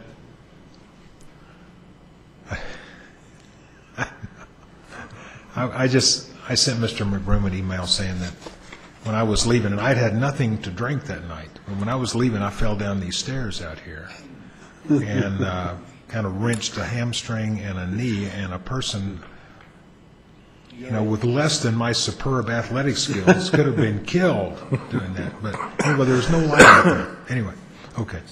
I'm sure we'll get that taken care of. That was Tuesday night. Wednesday night, I attended the Excel presentation on the pipeline at Stewart Middle School. And I did discuss with Mr. Gibson that we need about $10 million for you guys to donate. It would just really smooth this whole thing out, and we could name a couple of parks. That's Excel Energy Park. I said, if you do that, I will recommend to the council that we name these parks Excel Energy Parks to give everybody this warm and fuzzy feeling when they come around to those parks. So I don't know how far that's going to get. He said, well, I'll look into this. So we'll see how much money we deserve. $10 million from Excel, I believe. So E470 on Thursday morning, among other things, you know, we talked about the budget items, and we've been talking about the off-ramp from Tower Road for a couple of years now, and it's been unfunded 2012 budget for at least a couple of years, but there are still some things that we have to do, and I think we need to get those things done so that we can go to them and say, we need the money now, we're ready to get started, because we're not ready to get started at this point in time. There are still some things that we have to do. One of them would be meeting with Denver, and anyway, let's talk about that, Brian. I might be able to get us some help getting in with the people that we need to meet with in Denver. Also went to the Derby Winterfest Friday night, thanks to Community Enterprise, and also thanks to the staff for the work that they did in transforming this place last Tuesday night into that winter wonderland atmosphere. And the Winterfest was a very good event also. And I just wanted to, we're having one of my smaller Ward 2 meetings tomorrow night, and the special guest appearance will be by Erin Brockovich. No, I'm just joking. I'll probably talk to her before tomorrow night, but she won't be here. She has a lot of experience with leaking oil and gas, as you may know, but Thank you. that's all I have. Thank you, Mr. Benson. Councilwoman Carson? I attended my very first cultural council meeting, and want to say thank you to all that said on that. The welcome was great. They have lots of really great projects planned for the year for the community, and I would encourage anybody out there listening, this really is a fun place to be as cultural council. So if you have any interest in setting on anything, I would look that up.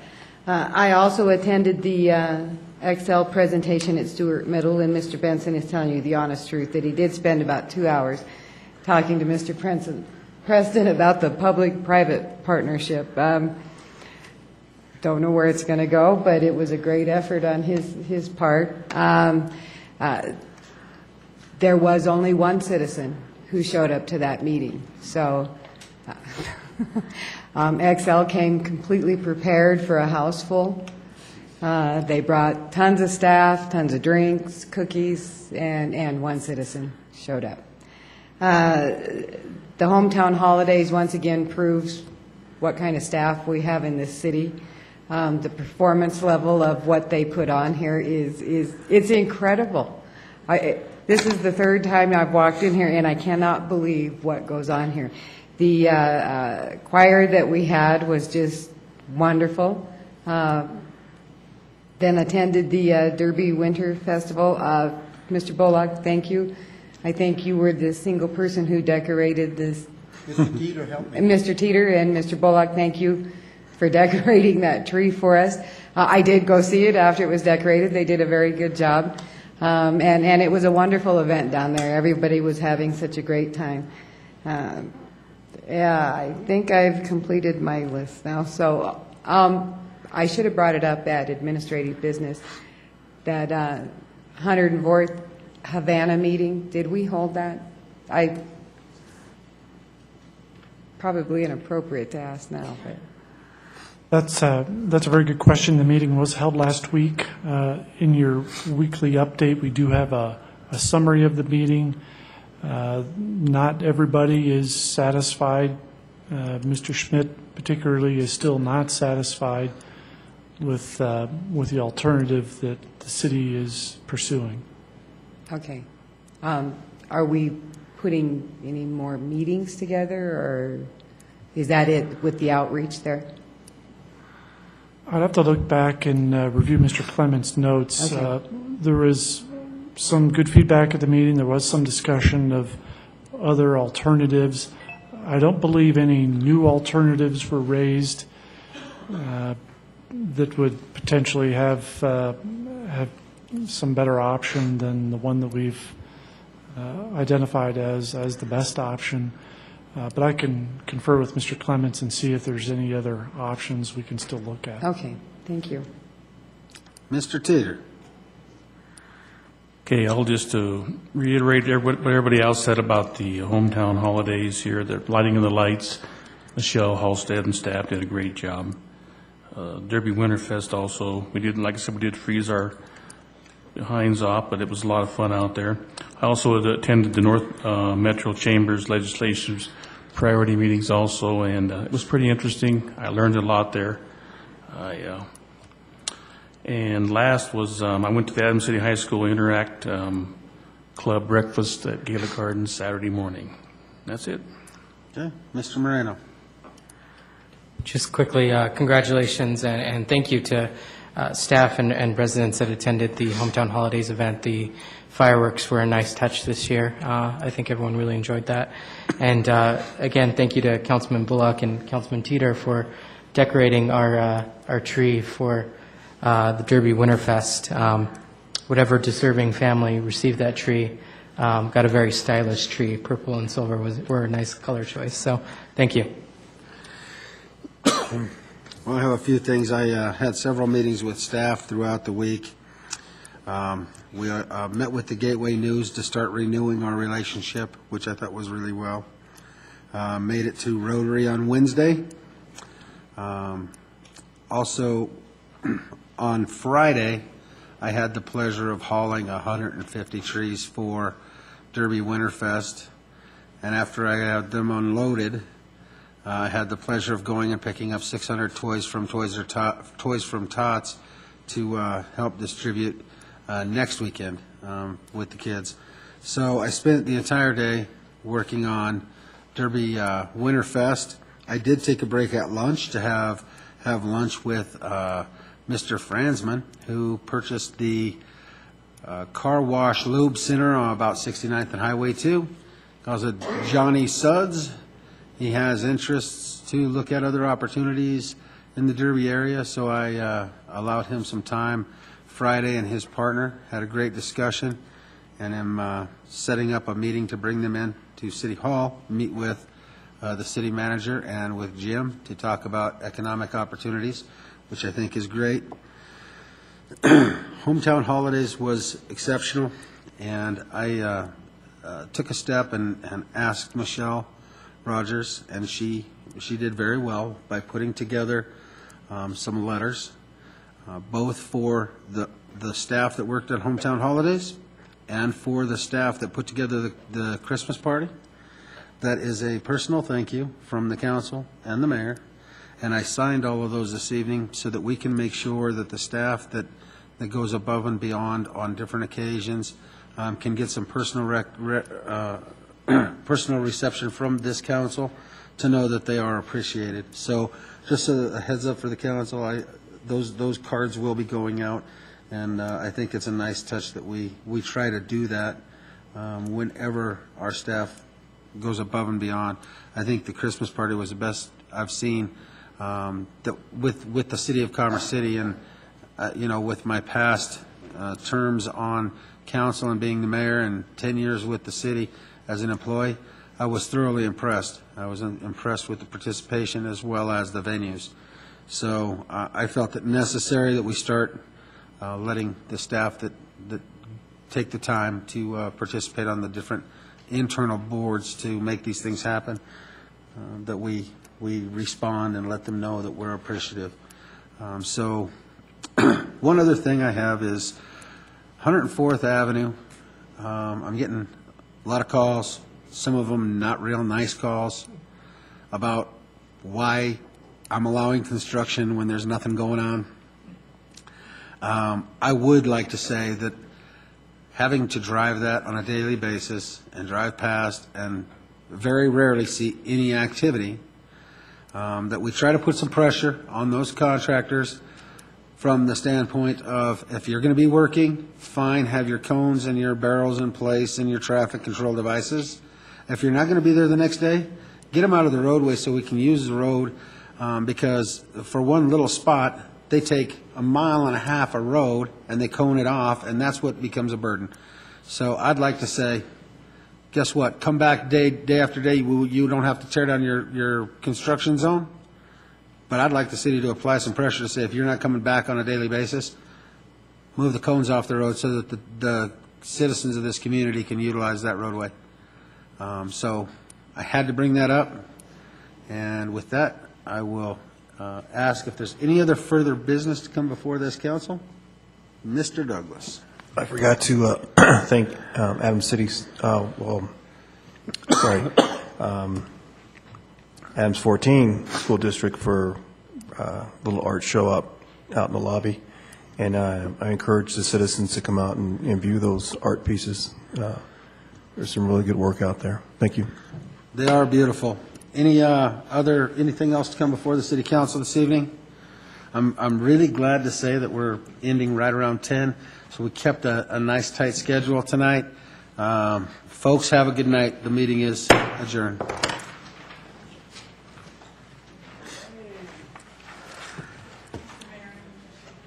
No problem.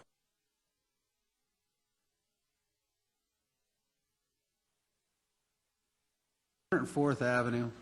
I'm getting a lot of calls, some of them not real nice calls, about why I'm allowing construction when there's nothing going on. I would like to say that